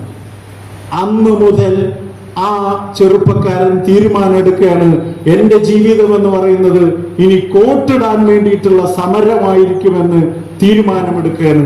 ഇന്ത്യയുടെ ഭരണഘടനാ ശില്പി മഹാനായ ഭീമറാവ് റാംജി അംബേദ്കർ എന്ന് പറയുന്ന ചെറുപ്പക്കാരനാണ്. Never celebrate. നിങ്ങൾ ഈ ഇതുവരെ ഞാൻ പറഞ്ഞ എല്ലാവിധ ചിതറിയ ചിന്തകളൊക്കെ നിങ്ങൾ മറന്നേക്ക്. പക്ഷേ നിങ്ങൾ ഒരിക്കലും തന്നെ don't forget to celebrate yourself. നിങ്ങളുടെ സെൽഫിനെ സെലിബ്രേറ്റ് ചെയ്യാൻ നിങ്ങൾ ഒരിക്കലും മറക്കരുത്. ജീവിതത്തിന്റെ ഒരു 50-ലും ഒരു 55-ലും ഒരു 60-ലൊക്കെ എത്തുമ്പോ ഇന്ന് നിങ്ങൾ സെലിബ്രേറ്റ് ചെയ്തില്ലെങ്കിൽ എന്താ, ഞാൻ എന്തിനാ ആ ശങ്കര കോളേജിൽ BEdന് ചേർന്നത് എന്ന് തോന്നും. ഇവിടുത്തെ ഓരോ അനുഭവങ്ങളും നിങ്ങൾ ഒരു ഉപ്പ് എങ്ങനെയാണോ വെള്ളത്തിൽ ഇഴകിച്ചേരുന്നത് അതുപോലെ അങ്ങ് ഇഴകിച്ചേരുക. നമ്മളോടൊരു സ്വയം കലഹിക്കല് നടത്തുക. നമ്മളോടൊരു സ്വയം കലഹിക്കല് നടത്തുക. അപ്പോഴാണ് നിങ്ങൾ ഏത് കുലത്തിൽ, ഏത് ജാതിയിൽ, ഏത് സമ്പത്തുള്ളവന്റെ അച്ഛന്റെയോ അമ്മയുടെയോ അല്ലെങ്കിൽ ദരിദ്രന്റെയോ മകളോ മകനോ ആവട്ടെ, ഒന്നും തന്നെ നിങ്ങളുടെ ജീവിതത്തിന്റെ ഭാവി നിയന്ത്രിക്കുകയില്ല. മറിച്ച് നിങ്ങൾ നിങ്ങളുടെ സെൽഫിനെ സെലിബ്രേറ്റ് ചെയ്യാൻ, കോംപ്രമൈസ് ചെയ്യാൻ തയ്യാറായോ, അന്ന് മുതൽ നമ്മുടെ ഗ്രാഫ് ഇങ്ങനെ താഴ്ന്നു പോകും. അവസാനം ആർക്കോ വേണ്ടി ജീവിച്ച് ആർക്കോ വേണ്ടി എപ്പോഴെങ്കിലൊക്കെ മരിച്ചു പോകുന്ന ഒരു ജീവിയായിട്ട് മാറും. അങ്ങനെയാവാൻ പാടില്ല. നീ മറഞ്ഞാലും നീലക്കുയിലെ തിരയടിക്കും നിന്നാഥമെല്ലാം എന്ന് വയലാറ് മനോഹരമായിട്ട് പറഞ്ഞ പോലെ നമ്മളൊക്കെ മരിച്ചു കഴിഞ്ഞാലും നമ്മളെ കുറിച്ചിട്ടുള്ള നല്ല നല്ല ഓർമ്മകൾ ഇവിടെ അവശേഷിപ്പിക്കുന്ന ഒരു വലിയ അധ്യാപക ശ്രേഷ്ഠരായിട്ട് നിങ്ങളൊക്കെ മാറട്ടെ എന്ന് ഞാൻ ഹൃദയത്തോട് ചേർത്ത് വെച്ച് പ്രാർത്ഥിക്കുകയാണ്. അധ്യാപകർക്ക് വലിയ വലിയ കോണ്ടസാക്കാറും ബെൻസും ഔഡിയും ഇതൊന്നും ഉണ്ടാവില്ല. മറിച്ച് അധ്യാപകരുടെ ശ്രേഷ്ഠത എന്ന് പറയുന്നത് ഒരു ദിവസം ഉണ്ടാകും. ആ ഒരു ദിവസം എന്താണ് ആ ദിവസത്തിന്റെ പ്രത്യേകത? ആ ദിവസത്തിന്റെ പ്രത്യേകത എന്ന് പറയുന്നത് വീട് വരെ മനവി. നമ്മളെ വീട്ടിന്റെ ഉമ്മറത്ത് നിന്ന് ഇങ്ങനെ കൊണ്ടുപോകുന്ന സമയത്ത് നമ്മുടെ പ്രിയപ്പെട്ട ഭാര്യ ഇങ്ങനെ വരും. ഇതാ എന്റെ പ്രിയപ്പെട്ട ചേട്ടൻ ഇന്നലെ വരെ എന്നോടൊപ്പം ശരീരവും മനസ്സും സർവവും ദാരിദ്ര്യവും സങ്കടവും സന്തോഷവും സമ്പത്തും ഒക്കെ പങ്കിട്ട എന്റെ പ്രിയപ്പെട്ട ചേട്ടൻ ഇതാ പോകുന്നു. വീട് വരെ മനവി, വീതി വരെ ഉറവി. അങ്ങനെ നമ്മളിങ്ങനെ പോകുന്ന സമയത്ത് നാട്ടുകാരൊക്കെ ഇങ്ങനെ വരും, പിന്നാലെ ഇങ്ങനെ വരുന്ന സമയത്ത് ചില ആളുകൾ നല്ലത് പറയും, ചില ആളുകൾ നമ്മളെ കുറിച്ച് പരദൂഷണം പറയും. അപ്പോഴും നിർത്തൂല്ല. ഇനി അങ്ങനെ പോയിട്ട് മൂന്നാമത്തെ ഘട്ടം കാട് വരെ പിള്ളേ നമ്മളെ ഇങ്ങനെ ശ്മശാനത്തിലേക്ക് അങ്ങ് കൊണ്ടുവെക്കുമ്പോ നമ്മളുടെ പ്രിയപ്പെട്ട പുത്രന്മാരുണ്ടാകും. അവരിങ്ങനെ പറയുക, എന്റെ അച്ഛൻ ഇതാ പോകുന്നു, നാളെ എനിക്ക് അച്ഛനില്ലല്ലോ. എന്റെ അച്ഛൻ എന്തുമാത്രം ഒരു കരുതലായിരുന്നു, എന്റെ അമ്മ എന്തുമാത്രം ഒരു കരുതലായിരുന്നു. നാലാമത്തെ ചോദ്യം, കടച്ചു വരെ ആറ്. എന്നാൽ അതിലേക്ക് അങ്ങ് വെച്ചു കഴിഞ്ഞാൽ നമ്മളോട് നമുക്ക് സമ്പത്തായിട്ട് ആരാണ് ഉണ്ടാകുന്നത്? പ്രിയപ്പെട്ടവരെ, ഒരു അധ്യാപകരെ സംബന്ധിച്ച് നിങ്ങൾ ചെലവഴിക്കുന്ന ഓരോ രാത്രിയും നിങ്ങൾ നിങ്ങളുടെ വിദ്യാർത്ഥികൾക്ക് വേണ്ടി, നിങ്ങൾ നിങ്ങളുടെ മുന്നിലിരിക്കുന്ന അക്ഷരക്കുതികളായിട്ടുള്ള വിദ്യാർത്ഥികൾക്ക് വേണ്ടി ചെലവഴിക്കുന്ന ഓരോ നിമിഷവും നമ്മളുടെ നാളേക്കുള്ള ജീവിതത്തിലേക്കുള്ള ഒരു കരുതലാണ് എന്ന് മാത്രം ഓർമ്മിപ്പിച്ചുകൊണ്ട്, എവിടെ നിർഭയനാകുന്നു മാനസം, എവിടെ നിൽക്കുന്നു ശീർഷം സമുന്നതം, എവിടെ നിർഭയനാകുന്നു മാനസം, എവിടെ നിൽക്കുന്നു ശീർഷം സമുന്നതം, എവിടെ വിജ്ഞാനം പൂർണ്ണ സ്വതന്ത്രമായി അവികലമായി വിരാജിപ്പു നിത്യവും, ഭക്തി തന്റെ ആ സ്വർഗരാജ്യത്തിലേക്ക് എന്റെ നാടന്നു നേരണേ ദൈവമേ, എന്റെ നാടന്നു നേരണേ ദൈവമേ എന്ന വിശ്വഗുരു രവീന്ദ്രനാഥ ടാഗോറിന്റെ പ്രാർത്ഥന ഒരിക്കൽ കൂടി ഉരുവിട്ടുകൊണ്ട് ഈ മഹാമനീഷിയുടെ ലോകത്തിന്റെ നെറുകയിലേക്ക് ഈ തന്റെ 32 വർഷത്തെ 6-ാം വയസ്സിൽ നിന്ന് കാലടിയിൽ നിന്ന് തുടങ്ങിയ യാത്രയിലൂടെ 32-ാം വയസ്സ് വരെ ജീവിച്ച് ലോകത്തിന്റെ നെറുകയിലേക്ക് ഈ ഇത്തരത്തിലുള്ള ഒരു പ്രഭ ചൊരിഞ്ഞ ഈ മഹാമനുഷ്യയുടെ നാമധേയത്തിലുള്ള ഈ ഒരു അധ്യാപക വിദ്യാഭ്യാസ കേന്ദ്രത്തിലേക്ക് വരാൻ കഴിഞ്ഞത് ജീവിതത്തിന്റെ ഒരു ഭാഗ്യമായി ഞാൻ കണക്കാക്കുന്നു. എന്നെ ഇതുവരെ ശ്രമിച്ചതിന് നിങ്ങൾക്ക് ഏവരോടുമുള്ള സന്തോഷവും സ്നേഹം അധരങ്ങൾക്കപ്പുറം ഹൃദയത്തിന്റെ ഭാഷയിൽ രേഖപ്പെടുത്തിക്കൊണ്ട് സ്നേഹം, സന്തോഷം, ജയ് ഹിന്ദ്. നന്ദി ശ്രീ ഡോക്ടർ എം.എൻ. മുഹമ്മദ് ഉണ്ണി ഏലിയാസ് മുസ്തഫ സർ. ഈ നാക്കിന് നീളമുള്ള മനുഷ്യരെന്നൊക്കെ കേട്ടിട്ടുണ്ട്. അതുപോലെ വാക്കിന് അല്ലെങ്കിൽ പേരിന് നീളമുള്ള ഒരു മനുഷ്യൻ, അവുൾ പക്കീർ, ജൈനുലാബ്ദീൻ അബ്ദുൽ കലാം എന്നൊക്കെ പറയുന്ന പോലെ ഡോക്ടർ എം.എൻ. മുഹമ്മദ് ഉണ്ണി ഏലിയാസ് മുസ്തഫ, അങ്ങനെ പേരിന് നീളമുള്ള ഒരു മനുഷ്യൻ മൂർച്ചയുള്ള തെളിച്ചമുള്ള വാക്കുകൾ കൊണ്ട് ഒരു കപ്പൽ ഉണ്ടാക്കി ആ കപ്പലിൽ നമ്മളൊക്കെ കയറ്റിയിരുത്തി ശങ്കരന്റെ കൈ പിടിച്ച് അങ്ങനെ കാലടി പുഴയും കടന്ന്, പെരിയാറും കടന്ന്, നർമ്മദയും കടന്ന്, യമുനയും കടന്ന്, മാറഞ്ചേരിയും കടന്ന്, ഏതൊക്കെയോ ഏടുകളിലൂടെയൊക്കെ സഞ്ചരിച്ച് ബൈബിളിന്റെയും രാമായണത്തിന്റെയും ഇടയിലൂടെ കൂർന്നിറക്കി ഒരു തൂക്കണാങ്കുരുവിയുടെ കുരുവി കൂട്ടിലേക്ക് നമ്മൾ എത്തി നോക്കിച്ച്, പിന്നെ ഗാന്ധിജിയുടെയും പിന്നെ അംബേദ്കറിന്റെ ഒക്കെ കഥ കേട്ട് അങ്ങനെ ടാഗോറിന്റെ ഗീതാഞ്ജലിയും മൂളിക്കൊണ്ട് ChatGPT കൂടെ കുറെ ചിരിച്ച് കുറെ ആപ്പിളും തിന്ന് നമ്മൾ അങ്ങനെ ഒരു വലിയ യാത്ര കഴിഞ്ഞ് തിരിച്ച് പെരിയാറിന്റെ തീരത്തെത്തിയിരിക്കുകയാണ്. മുഹമ്മദ് ഉണ്ണി എന്ന് പറയുന്ന പേരിൽ ഒരു ഉണ്ണിയുണ്ട്. ദിലീപ് പറയുന്ന പോലെ മൊട്ടയുടെ ഉണ്ണി, ദിവ്യ ഉണ്ണി എന്നൊക്കെ പറയുന്ന പോലെ ഒരു ഉണ്ണി. ഈ കുട്ടിത്തം എല്ലാത്തിനും ഉള്ള ഒരു വിസ്മയം, കൗതുകം, അതാണ് അധ്യാപകർക്കും വേണ്ടത്. അകക്കണ്ട് തുറപ്പിക്കാൻ ആശാൻ ബാല്യത്തിലെത്തണം. നമ്മൾ തീർച്ചയായിട്ടും ബാല്യത്തിലും കൗമാരത്തിലും യൗവനത്തിലൂടെ ഒക്കെ യാത്ര ചെയ്യുകയായിരുന്നു. ഈ കുട്ടി ശങ്കരൻ എന്ന് വിളിക്കാം എന്ന് ഞാൻ വിചാരിക്കുന്നു, അല്ലെങ്കിൽ ആകാശമിട്ടായി എന്നൊക്കെ വിളിക്കുന്ന പോലെ നമ്മുടെ പ്രിയങ്കരനായി മാറിയിരിക്കുകയാണ് മുഹമ്മദ് ഉണ്ണി സാർ. ഈ പ്രസംഗത്തിന് ശേഷം എനിക്ക് തോന്നുന്നില്ല 2025-27 ബാച്ച് BEd വിദ്യാർത്ഥികൾക്ക് ഇനി സ്വസ്ഥത ഉണ്ടാകുമെന്ന്. കാരണം ഈ സ്വസ്ഥത എന്ന് പറയുന്ന വാക്കിൽ നിന്നാണ് സാർ തുടങ്ങിയത്. ഒരു ചോദ്യം കിട്ടിയാൽ ചിലപ്പോൾ നമ്മുടെ സ്വസ്ഥത നഷ്ടപ്പെടും. ഒരു തിരിച്ചറിവ് വന്നാൽ ചിലപ്പോൾ നമുക്ക് പിന്നെ അലസരായിട്ട് ഇരിക്കാൻ പറ്റില്ല. ഒരു സ്വപ്നത്തിന്റെ തെളിച്ചം അല്ലെങ്കിൽ ആ ഒരു മൂർച്ചയുള്ള തെളിച്ചം കണ്ണി പതിച്ച പിന്നെ ഉറങ്ങാൻ പറ്റില്ല എന്ന് പറയുന്ന പോലെ കുറെ തിരിച്ചറിവുകൾ കിട്ടി കഴിഞ്ഞ ശേഷം നമുക്കിനി ഉറങ്ങാൻ പറ്റാതിരിക്കട്ടെ. BEd എന്ന് പറഞ്ഞാൽ നിങ്ങളുടെ സീനിയേഴ്സ് കുറച്ചുപേര് നിങ്ങളുടെ ഇടയിൽ ഇരിപ്പുണ്ട്, അവരോട് ചോദിച്ചറിയാം. BEd എന്ന് പറഞ്ഞാൽ ബെഡ് കാണാൻ പറ്റാത്ത കോഴ്സ് എന്നാണ്, ഉറക്കാൻ പറ്റില്ല. അതുപോലെ തന്നെ ഉറങ്ങാൻ പറ്റാതിരിക്കട്ടെ. നിങ്ങളുടെ ലക്ഷ്യത്തിലെത്തുന്നവരെ ഉറങ്ങാൻ പറ്റാത്ത ഒരു വലിയ യാത്രയിലേക്ക് നമുക്ക് മുഹമ്മദ് ഉണ്ണി സാറിന്റെ വാക്കുകളിലൂടെ അങ്ങനെ പോകാമെന്ന് ഞാൻ വിചാരിക്കുന്നു. സാറിന് ഒരുപാട് നന്ദി. സാറിന് കോളേജിന്റെ പേരിലുള്ള നന്ദിയും ഓണറൊക്കെ നൽകുന്നതിന് തൊട്ടു മുമ്പ് നമ്മുടെ എൽദോസ് ചേട്ടൻ ഇങ്ങനെ മുള്ളുമ്പ് നിൽക്കുന്നതുകൊണ്ട് നമുക്ക് എൽദോസ് ചേട്ടന്റെ ആശംസ പ്രസംഗത്തിനായിട്ട് എൽദോസ് ചേട്ടനെ ക്ഷണിക്കാം. നമ്മുടെ കോളേജിന്റെ ഒരു അഭ്യുദയകാംക്ഷിയാണ്, ശങ്കര കോളേജിലെ പൂർവ്വ വിദ്യാർത്ഥിയാണ്. നമ്മുടെ പ്രശസ്ത സിനിമാ താരം ജയറാമിനെ ഇലക്ഷനിൽ നിന്ന് തോൽപ്പിച്ച ആർട്സ് ക്ലബ് സെക്രട്ടറി ആയ ഒരു കുട്ടി രാഷ്ട്രീയക്കാരനും കൂടിയാണ്. അപ്പോൾ നമ്മുടെ കോളേജിന്റെ ഈ ചടങ്ങിലേക്ക് ആശംസ പ്രസംഗത്തിനായിട്ട് എൽദോസ് ചേട്ടനെ ക്ഷണിക്കും.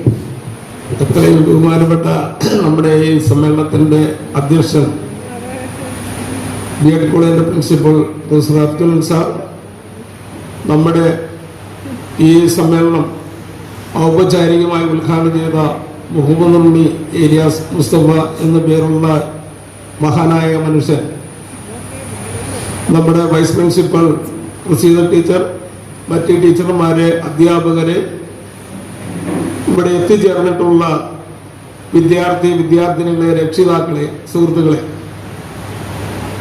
ഞാൻ നേരത്തെ പോകണം എന്ന് പറഞ്ഞപ്പോൾ സാറിന്റെ പ്രസംഗം കേട്ടിട്ട് പോകാം എന്ന് തോന്നിയത് നന്നായി ഞാൻ പ്രസംഗം കഴിഞ്ഞപ്പോൾ പറഞ്ഞു. കാരണം എനിക്ക് ഒരു ഓർമ്മ വന്നത് ഡോക്ടർ സുകുമാർ അഴീക്കോടിന്റെ പ്രഭാഷണം ഞാൻ കേട്ടിട്ടുണ്ട്. എനിക്ക് ഒരു സ്വാമി എന്താ സാറേ, ഡോക്ടർ സുകുമാർ അഴീക്കോടിന്റെ അങ്കമാലി CSAയിൽ വെച്ചുള്ള പ്രഭാഷണം ഞാൻ കേട്ടിട്ടുണ്ട്. അതേ ശൈലിയിൽ തന്നെ അതിനേക്കാളും ഭയങ്കര ആപ്പിളിന്റെ കഥ മുതൽ നമുക്ക് ഒരിക്കലും മറക്കാനാകാത്ത ഒരുപാട് ചിന്തിക്കാനുള്ള വാചകങ്ങൾ ആ മഹാനായ മനുഷ്യൻ നമുക്ക് ഇവിടെ വിളമ്പി തന്നിട്ടുണ്ട്. ഞാൻ ഒത്തിരി നീട്ടിക്കൊണ്ടുപോകുന്നില്ല. ഇവരെല്ലാം പറഞ്ഞു വരുന്ന പഞ്ചായത്തിൽ സ്റ്റാൻഡിംഗ് കമ്മിറ്റി 11 മണിക്ക് ഉള്ളതായിരുന്നു. അപ്പൊ ഞാൻ പറഞ്ഞ വൈകി തുറന്നു. എന്റെ വാർഡിലാണ് ഈ സ്ഥാപനം. അത് ഞാൻ പല പ്രാവശ്യം ഇവിടെ ടീച്ചറും പ്രസിഡന്റ് ടീച്ചറും പ്രിൻസിപ്പാളും വിളിച്ചതിന് മുമ്പൊക്കെ ഞാൻ വരാറുണ്ട്. ഇതിന് ഉദ്ഘാടന സമയം മുതലെല്ലാം. ഞാനിപ്പോ വീണ്ടും മെമ്പറാണ്, 4ാമത്തെ ടൈമിലാണ്. ഒരു പാർട്ടിയുടെ സാറേ, സഹോദരനാണ്. ശങ്കര കോളേജിൽ പഠിച്ചിരുന്ന കാലത്ത്, ഞാനിവിടെ ആർട്സ് കോളേജിൽ പഠിച്ചിരുന്ന സമയത്ത് അന്ന് SFIയിൽ പ്രവർത്തിച്ചിരുന്ന ആളാണ് എന്റെ സുഹൃത്ത് ജയറാം. KSUവിൽ പഠിച്ചിരുന്നു, KSUകാരനായിരുന്നു. അദ്ദേഹവുമായിട്ട് ഇലക്ഷൻ മത്സരിച്ചു, അയാൾ തോറ്റു, ഞാൻ ജയിച്ചു. അങ്ങനെയൊക്കെ ഒരു രാഷ്ട്രീയ സംഭവമൊക്കെ നടന്നു. പിന്നീട് കഴിഞ്ഞ 25 വർഷമായിട്ട് ഒരു രാഷ്ട്രീയ രംഗത്തുള്ള സ്വതന്ത്രമായിട്ട് മത്സരിക്കുന്നു, ജയിക്കുന്നു. ഇപ്പൊ ഞാൻ കഴിഞ്ഞ 1-ാം തീയതി, ഈ മാസം 1-ാം തീയതി തന്നെ ശങ്കര കോളേജില് ഡിഗ്രി ഫസ്റ്റ് ഇയറിന്റെ ക്ലാസ് ആരംഭം MLA ഉദ്ഘാടനവും ഞാൻ ആശംസയുണ്ടായിരുന്നു. അപ്പൊ എനിക്ക് അന്ന് അവിടെ പറഞ്ഞത് തന്നെ, ഇന്ന് നിങ്ങൾ കുറച്ച് മുതിർന്ന ആളുകളാണ്, ഡിഗ്രി കഴിഞ്ഞു വന്നിട്ടുള്ള കുട്ടികളാണ്, അത് +2 കഴിഞ്ഞു വന്ന കുട്ടികളാണ്. അപ്പൊ ഞങ്ങളൊക്കെ പഠിക്കുന്ന കാലഘട്ടത്തിൽ ശങ്കര കോളേജും പിന്നീട് വന്ന് ഈ സംഘടനാ രംഗങ്ങളിൽ വന്ന മാറ്റങ്ങളും ഇപ്പോഴുള്ള മാറ്റങ്ങളും ഈ കലുഷിതമായ ഈ സാഹചര്യങ്ങളൊക്കെ പറ്റി ഞങ്ങൾ അന്ന് വിശദീകരിച്ചു. അതിലേക്കൊന്നും ഞാൻ പോകാൻ ഉദ്ദേശിക്കുന്നില്ല. എനിക്ക് പറയാനുള്ളത്, നമ്മുടെ ഒന്ന് B.Edലേക്ക് അഡ്മിഷൻ എടുത്ത് വന്ന് പഠിച്ച് ടീച്ചറാവാൻ, അധ്യാപകരാവാൻ വന്നിട്ടുള്ള ഈ കോളേജിന്റെ ചരിത്രത്തിൽ വന്നിട്ടുള്ളതിൽ 100 പേരുണ്ടെങ്കിൽ 90 പേരും പെൺകുട്ടികളാണ് വരാറുള്ളത്. 10-ൽ താഴെ കുട്ടികൾ മാത്രമാണ് ആൺകുട്ടികൾ ഉണ്ടാവാറുള്ളത്. ഈ വർഷവും അതുപോലെ തന്നെ കുറവാണെന്ന് എനിക്ക് തോന്നുന്നു. കാരണം വിദ്യാഭ്യാസ രംഗത്ത് കുട്ടികൾക്ക് സമൂഹത്തിൽ ആദ്യാക്ഷരം പകർന്നു കൊടുക്കുന്ന അധ്യാപകരായിട്ട് മാറാനുള്ള മനസ്സോടുകൂടി വന്നിട്ടുള്ള ആളുകളാണിത്. ഒരുപാട് ക്ഷമയും ഒരുപാട്, അതുപോലെ തന്നെ ഈ കലുഷിതമായ അന്തരീക്ഷത്തിൽ ഇന്നത്തെ സാഹചര്യത്തിൽ നമ്മൾ പേപ്പർ വായിക്കുമ്പോൾ അറിയാം, അധ്യാപകർ, ഞാനൊക്കെ സ്കൂളിൽ പഠിക്കുമ്പോൾ കണക്കിന്റെ പട്ടിക ചെല്ലുന്നതിൽ തെറ്റിയാൽ എന്നെ അടിക്കുന്നതിന്, ഞാൻ കാഞ്ഞൂർ സ്കൂളിലാണ് സാറെ പഠിച്ചത്, കാഞ്ഞൂർ സ്കൂളിൽ. അന്ന് ഈ SFIയുടെ സമരത്തിന് മുദ്രാവാക്യം വിളിക്കലും ഫുട്ബോൾ കളിയായിരുന്നു. പട്ടിക ചെല്ലുമ്പോൾ തെറ്റും. വർക്കി മാഷ് എന്ന് പറഞ്ഞ കാഞ്ഞൂരിലെ മാഷിന്റെ അടി, ആ അടി കൊണ്ടു കഴിഞ്ഞാൽ അവർ ചൂരണ്ട് പഠിക്കുന്ന അടിയാണ്. ആ അടി ജീവിതത്തിൽ മറക്കുന്നത്. ആ അടി കൊണ്ടു കഴിഞ്ഞാൽ പിറ്റേ ദിവസം എങ്ങനെ ഒരു 50 പ്രാവശ്യം 100 പ്രാവശ്യം എഴുതിയത് പഠിച്ചിട്ട് പോകും. അല്ലെങ്കിൽ ക്ലാസ്സിൽ കയറില്ല. അതാ പറ്റും. ക്ലാസ്സിൽ കയറാതെ എന്നിട്ട് 3 പ്രാവശ്യം മാർച്ച് സസ്പെൻഡ് ചെയ്തിട്ടുണ്ട്, സമരം ചെയ്തിട്ടുണ്ട്. അതുകൊണ്ട് ഇപ്പൊ ഞാൻ പറഞ്ഞു വരുന്നത്, കഴിഞ്ഞ ദിവസം ഞാൻ മാതൃഭൂമി പേപ്പറിൽ ഈ 2-3 ദിവസം മുമ്പ് വായിച്ചെന്നാണ് ടീച്ചറെ ഞാൻ വായിച്ചത്. ഒന്ന്, കുട്ടികളെ ശാസിക്കണം. പഠിച്ചില്ലെങ്കിൽ, അവർ നോട്ട് എഴുതിയില്ലെങ്കിൽ അവരെ ശാസിക്കണം, അവരെ ശിക്ഷിക്കണം. അതുപോലെ തന്നെ അടിക്കേണ്ട കുട്ടികളെ അടിച്ചു വളർത്തണം, ശിക്ഷിക്കണം എന്ന് ഒരു വിഭാഗം. എന്നാൽ അടിക്കാതെ ഇരുന്നിട്ടാണ് കുട്ടികൾ ചീത്തയാകുന്നത്, പഠിക്കാതിരിക്കുന്നത്, മറ്റ് ചീത്ത സ്വഭാവങ്ങളിലേക്ക് പോകുന്നതെന്ന് ഒരു ഭൂരിപക്ഷം വിഭാഗവും പറഞ്ഞിരുന്നത്. ഈ സാഹചര്യത്തിൽ അധ്യാപകർക്കെതിരെ രക്ഷിതാക്കൾ പരാതി കൊടുക്കുന്നു, കേസ് വരുന്നു, പരാതികൾ വരുന്ന സംഭവം ഉണ്ടായിട്ടുണ്ട്. പക്ഷെ സാറേ, ഞാൻ പറഞ്ഞു വന്നത്, കഴിഞ്ഞ ദിവസം മാതൃഭൂമി പേപ്പറിൽ കണ്ടത് ഹൈക്കോടതിയിൽ നിന്ന് പറഞ്ഞിരിക്കുന്നു. സാർ വായിച്ചോ? ഹൈക്കോടതി പറഞ്ഞിരിക്കുന്നു, കുട്ടികളെ വടികൊണ്ടടിച്ച് ശിക്ഷിക്കുന്നത് ശരിയല്ല, ചെയ്യാൻ പാടില്ലെന്ന്. ഞാൻ ആ വിവാദത്തിലേക്ക് പോകുന്നില്ല. അടിക്കേണ്ട കുട്ടികളെ അടിക്കണം. അടിക്കാതെ ഒരു നല്ല രീതിയിൽ പഠിക്കുന്ന കുട്ടികളെ അടിക്കേണ്ടതില്ല. പക്ഷെ ഒരു മാർഗവുമില്ലാത്ത കുട്ടികളെ ഒരു പക്ഷെ വേണ്ടി വന്നു 1 അടിയോ 2 അടിയോ കൊടുക്കും. പക്ഷെ അടിക്കേണ്ടത് എവിടെ? എന്നുള്ളതാണ് ഒരു പ്രശ്നം. പക്ഷേ ഇന്നത്തെ ടീച്ചർമാരായിട്ട് അധ്യാപകരായിട്ട് നാളത്തെ അധ്യാപകരായിട്ട് പുറത്തേക്ക് നിങ്ങൾ BEd കഴിഞ്ഞ് ഇറങ്ങാൻ പോകുമ്പോൾ വലിയൊരു ബാധ്യതയുള്ള ഉത്തരവാദിത്തമുള്ള ജോലിയാണ് അധ്യാപനം എന്ന് മനസ്സിലാക്കണം. അതിനോടൊപ്പം തന്നെ നിങ്ങൾ മുതിർന്ന കുട്ടികൾ എന്ന നിലയ്ക്ക് ആ ഒരു ഉപദേശത്തിന്റെ ആവശ്യമുണ്ടെന്ന് തോന്നുന്നില്ല. എന്നാലും ഞാൻ പൊതുവെ പറയാറുള്ള ഈ കുട്ടികളുടെ മീറ്റിംഗിൽ പറയാറുള്ളത്, നമ്മുടെ ആദിശങ്കര ട്രസ്റ്റിന്റെ കീഴിൽ ഈ 30-34 ഏക്കർ എന്ന സ്ഥലത്ത് ആദ്യമായിട്ട് 1954 തുടങ്ങിയതാണ് ശ്രീശങ്കര കോളേജ്. അതിനുശേഷമാണ് തുടങ്ങിയത്, അന്ന് ഞാൻ മെമ്പറാണ്, ശ്രീ ശാരദാ വിദ്യാലയം. അതിനുശേഷമാണ് എഞ്ചിനീയറിംഗ് കോളേജ്, അതിനുശേഷം BEd കോളേജ് ഉൾപ്പെടെ ഈ 3-4 സ്ഥാപനങ്ങൾ വന്നിട്ടുണ്ട്. നമ്മുടെ സ്ഥാപനങ്ങളെ ചുറ്റിപ്പറ്റി ഇന്നത്തെ സമൂഹത്തെ തെറ്റായ വിധത്തിലേക്ക് നയിക്കാൻ കാർന്നു തിന്നുന്ന ഈ ന്യൂജൻ ലഹരി മാഫിയകളുടെ ഒരു സംഘം ഈ പ്രദേശങ്ങളിലെല്ലാം ഉണ്ട് എന്ന് മനസ്സിലാക്കണം. ഞാൻ പറയാൻ കാരണം, എന്റെ വാർഡിൽ തന്നെ കോളേജിൽ എത്തുന്നതിനുള്ള കലാലങ്ങൾ തിരിഞ്ഞു പോകുന്ന റോഡിന്റെ സൈഡിൽ ഒരു ദിവസം ഒരു വീട്ടുടമസ്ഥൻ വന്ന് ചേട്ടാ ഒരു 6-7 ദിവസം ഒരു 2 വീലർ വീടിന്റെ പടിക്ക് ഇരിക്കാമെന്ന് പറഞ്ഞു. എന്താ നോക്കാന്ന് ഓർത്ത് ചെന്ന് നോക്കിയപ്പോ അതിനകത്ത് സീറ്റ് തുറക്കണമെങ്കിൽ ഒരു വയറിങ്ങനെ വലിച്ച കണക്ട് ചെയ്തേക്കാം, തന്നെ സീറ്റ് തുറന്നു കഴിയുമ്പോ 20 പാക്കറ്റ് അതിനകത്ത് ഈ നമ്മുടെ ഗുളിക ടാബ്ലറ്റ് ഒക്കെ വാങ്ങിക്കുന്ന പോലെ ചെറിയൊരു പ്ലാസ്റ്റിക്കിന്റെ കവറുണ്ട്, അതിനകത്ത് ആക്കി വെച്ചേക്കാം കഞ്ചാവ്. ഉടനെ എക്സൈസിനെ വിളിച്ചു, അവര് വന്നു, വണ്ടി ഉൾപ്പെടെ കയറ്റിക്കൊണ്ടുപോയി. അത് പിന്നീട് അന്വേഷിച്ചപ്പോഴാണ് അറിയുന്നത്, നമ്മുടെ ഈ BEd എഞ്ചിനീയറിംഗ് കോളേജിന്റെ മതിൽ അറ്റത്താണ്, നമ്മുടെ വാർഡില് ഈ അംഗനവാടി അതുകൊണ്ടാണ് വാർഡില്. അപ്പൊ അവിടെ വന്നിട്ട് കുട്ടികളെ വിളിച്ചിട്ട് പറയുമ്പോ ഇന്ന സ്ഥലത്ത് ഇത്ര നമ്പർ വണ്ടിയുണ്ട്, അതിനകത്ത് ചെല്ലുക, ഇതിന്റെ ലോക്കി പറഞ്ഞതാണ്, അത് വലിക്കുക, തുറക്കുക, 1-2 പാക്കറ്റിന്റെ പൈസ എത്രയാന്നല്ല അതൊക്കെ ഗൂഗിൾ പേ ചെയ്ത് കൊടുത്ത്.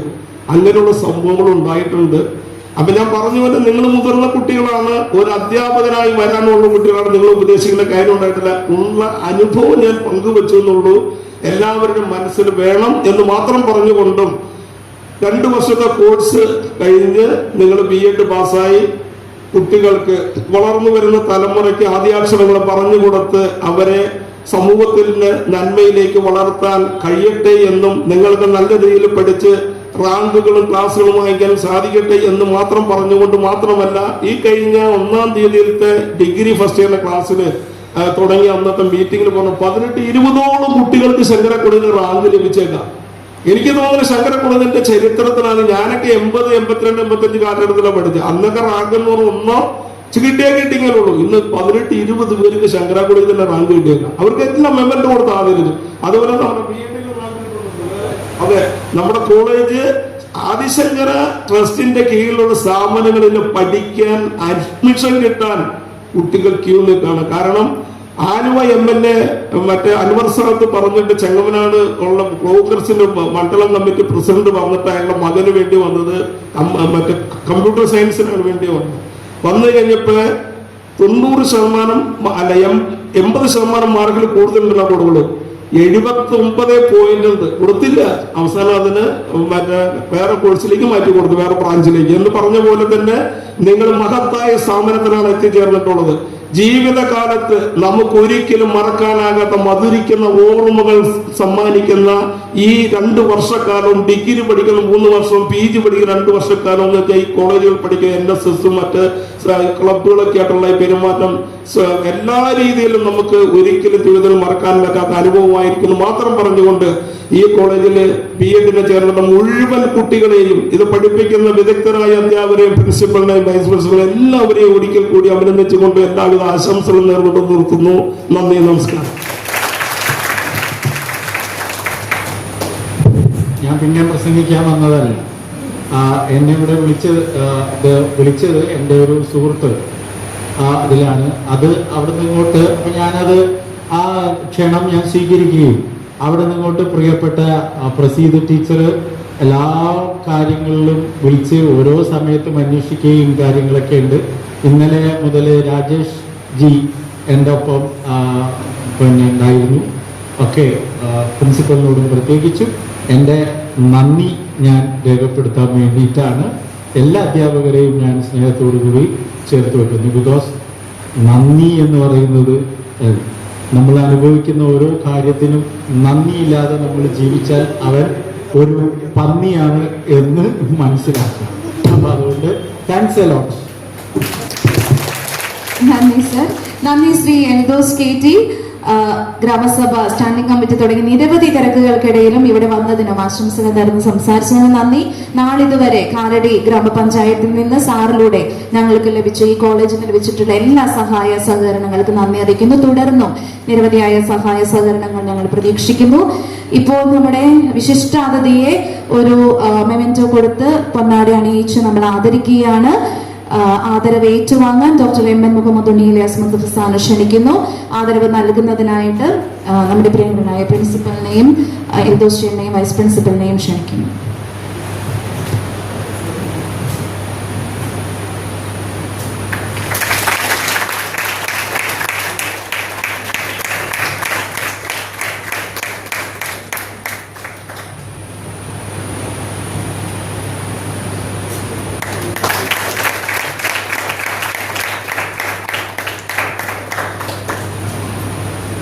ഒരിക്കൽ കൂടി നന്ദി ഡോക്ടർ MN മുഹമ്മദ് ഉണ്ണി ഇലിയാസ് സർ.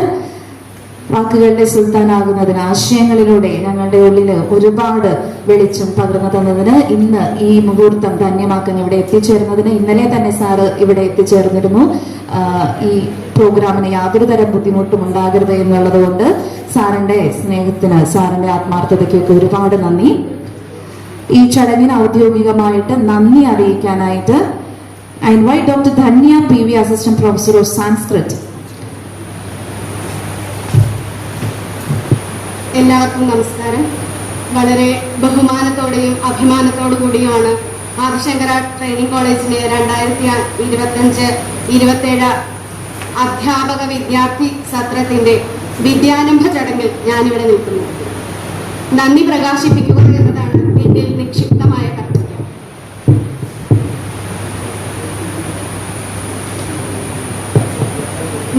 നിരന്തരമായ പിന്തുണ കൊണ്ടും മാർഗനിർദ്ദേശങ്ങൾ കൊണ്ടും ഞങ്ങളെ നയിക്കുന്ന ഞങ്ങളുടെ പ്രിയങ്കരനായ പ്രിൻസിപ്പൽ അർജുനൻ സാർ ഈ ചടങ്ങിന്റെ അധ്യക്ഷനായിരുന്നു. അദ്ദേഹത്തിന് വളരെ ഹൃദയംഗമമായ രീതിയിൽ ഞാൻ നന്ദി രേഖപ്പെടുത്തുന്നു. പ്രബുദ്ധവും ആഴത്തിൽ പ്രചോദനാത്മകവുമായ നർമ്മം തുളുമ്പിക്കൊണ്ട് നമ്മളെ പ്രചോദിപ്പിച്ച, ചിന്തിപ്പിക്കുന്ന, വിശേഷാത്മകമായ വാക്കുകളിലൂടെ നമ്മളെ എപ്പോഴും പ്രബുദ്ധതയോടെ ചിന്തിപ്പിച്ച നമ്മുടെ പ്രിയങ്കരനായ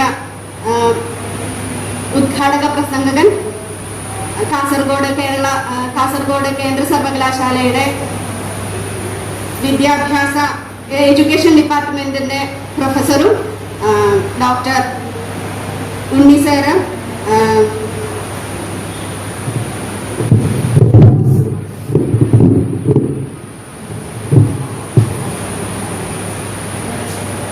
ഡോക്ടർ മുഹമ്മദ് ഉണ്ണി സർ, അദ്ദേഹത്തിന് ഞങ്ങളുടെ ഹൃദയംഗമമായ കൃതജ്ഞത അറിയിക്കുന്നു.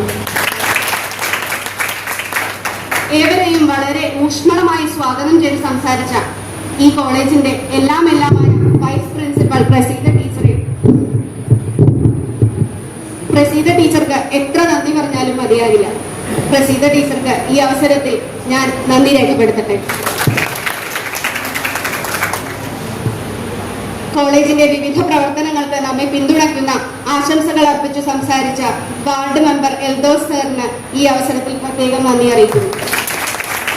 തുടർച്ചയായ പിന്തുണയും പ്രോത്സാഹനവും നൽകി ഈ സ്ഥാപനത്തെ അർത്ഥവത്താക്കുന്ന Adishankara group of institutions general manager Sreenath സാറിന് ഈ ചടങ്ങിൽ സംസാരിച്ചതിനും ഈ ചടങ്ങിൽ നമ്മെ പ്രചോദിപ്പിച്ചതിനും ആശംസ അർപ്പിച്ചതിനും നന്ദി രേഖപ്പെടുത്തുന്നു. ഔദ്യോഗിക കാരണങ്ങളാൽ ഇവിടെ എത്തിച്ചേരാൻ സാധിച്ചില്ലെങ്കിലും നമുക്ക് എല്ലാവിധ പ്രോത്സാഹനങ്ങളും നൽകി ആദിശങ്കര ഇൻസ്റ്റിറ്റ്യൂഷൻസിന്റെ മാനേജിംഗ് ട്രസ്റ്റി ആനന്ദ് സാറിനും ഈ അവസരത്തിൽ നന്ദി രേഖപ്പെടുത്തുന്നു. ഈ പരിപാടി സുഗമമായി വിജയകരമായും നടത്തുന്നതിന് അർപ്പണബോധവും ടീം വർക്കും ഉറപ്പാക്കിയ എല്ലാ അധ്യാപകർക്കും അനധ്യാപകർക്കും ഞാൻ ഔപചാരികമായി നന്ദി അർപ്പിക്കട്ടെ. ഈ പരിപാടിയുടെ ജീവനായ ഓരോ അധ്യാപക വിദ്യാർത്ഥികൾക്കും മാതാപിതാക്കൾക്കും ആവേശകരമായ പങ്കാളിത്തം കൊണ്ട് ഇവിടെ പ്രോജ്വലമായി പങ്കെടുത്ത ഓരോരുത്തർക്കും ഞാൻ നന്ദി അർപ്പിക്കട്ടെ. വാക്ചാതുരി കൊണ്ട് നമ്മെ ഇത്രയും നേരം ഉണർത്തി ആനന്ദത്തിൽ ആറാടിച്ച ദീപ്തി ടീച്ചർക്ക് പ്രത്യേകം നന്ദി അർപ്പിക്കുന്നു.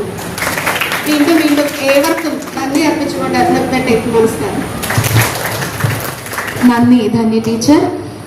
2025-27 അധ്യാപക പരിശീലന ബാച്ചിന്റെ ഔദ്യോഗികമായ പ്രവേശനോത്സവത്തിന് നമ്മൾ അടിവരയിടുകയാണ്. ഇത് ഒരു ആരംഭം മാത്രമാണ്. ഒരു കവിതയുടെ വരി കൂടി പറഞ്ഞുകൊണ്ട് തീർക്കട്ടെ. നിന്നിൽ കുരുക്കുന്ന കറുകയുടെ നെറുകയിലെ മഞ്ഞു തുള്ളിയിൽ പോലും ഒരു കൊച്ചു സൂര്യനുണ്ട്. അത് കണ്ട് നമ്മുടെ എല്ലാവരുടെ ഉള്ളിൽ ഒരു പ്രഭാതം തന്നെ ഉദിക്കുന്നു. ഇത് തന്നെയാണ് അധ്യാപക മനസ്സും. ഒരു കുഞ്ഞിന്റെ, ഒരു കറുകപ്പുല്ലിന്റെ നെറുകയിലെ സൂര്യൻ, മഞ്ഞുതുള്ളിയുടെ സൂര്യൻ മതി നമുക്കൊരു സന്തോഷമുണ്ടാകാൻ. നമ്മുടെ വിദ്യാർത്ഥികളുടെ വിജയങ്ങൾ നമുക്ക് ആനന്ദമാകട്ടെ. നമുക്ക് നല്ല അധ്യാപകരാകാൻ കഴിയട്ടെ. ഇന്നത്തെ മുഹമ്മദ് ഉണ്ണി സാറിന്റെ വാക്കുകൾ അങ്ങോളം ഒരു പാതയം പോലെ BEd യാത്രയിൽ നമുക്കൊപ്പം ഉണ്ടാകട്ടെ. എല്ലാ ആശംസകളും നേരുന്നു. ഒരിക്കൽ കൂടി BEd തെരഞ്ഞെടുത്തതിനും ആദിശങ്കര തെരഞ്ഞെടുത്തതിനും നിങ്ങളെ അഭിനന്ദിച്ചുകൊണ്ട് ഈ സ്ഥാപനത്തിലേക്ക് സ്വാഗതം ചെയ്യുന്നു. എല്ലാവർക്കും നന്ദി. ഔദ്യോഗിക പരിപാടികൾ സമാപിച്ചിരിക്കുകയാണ്.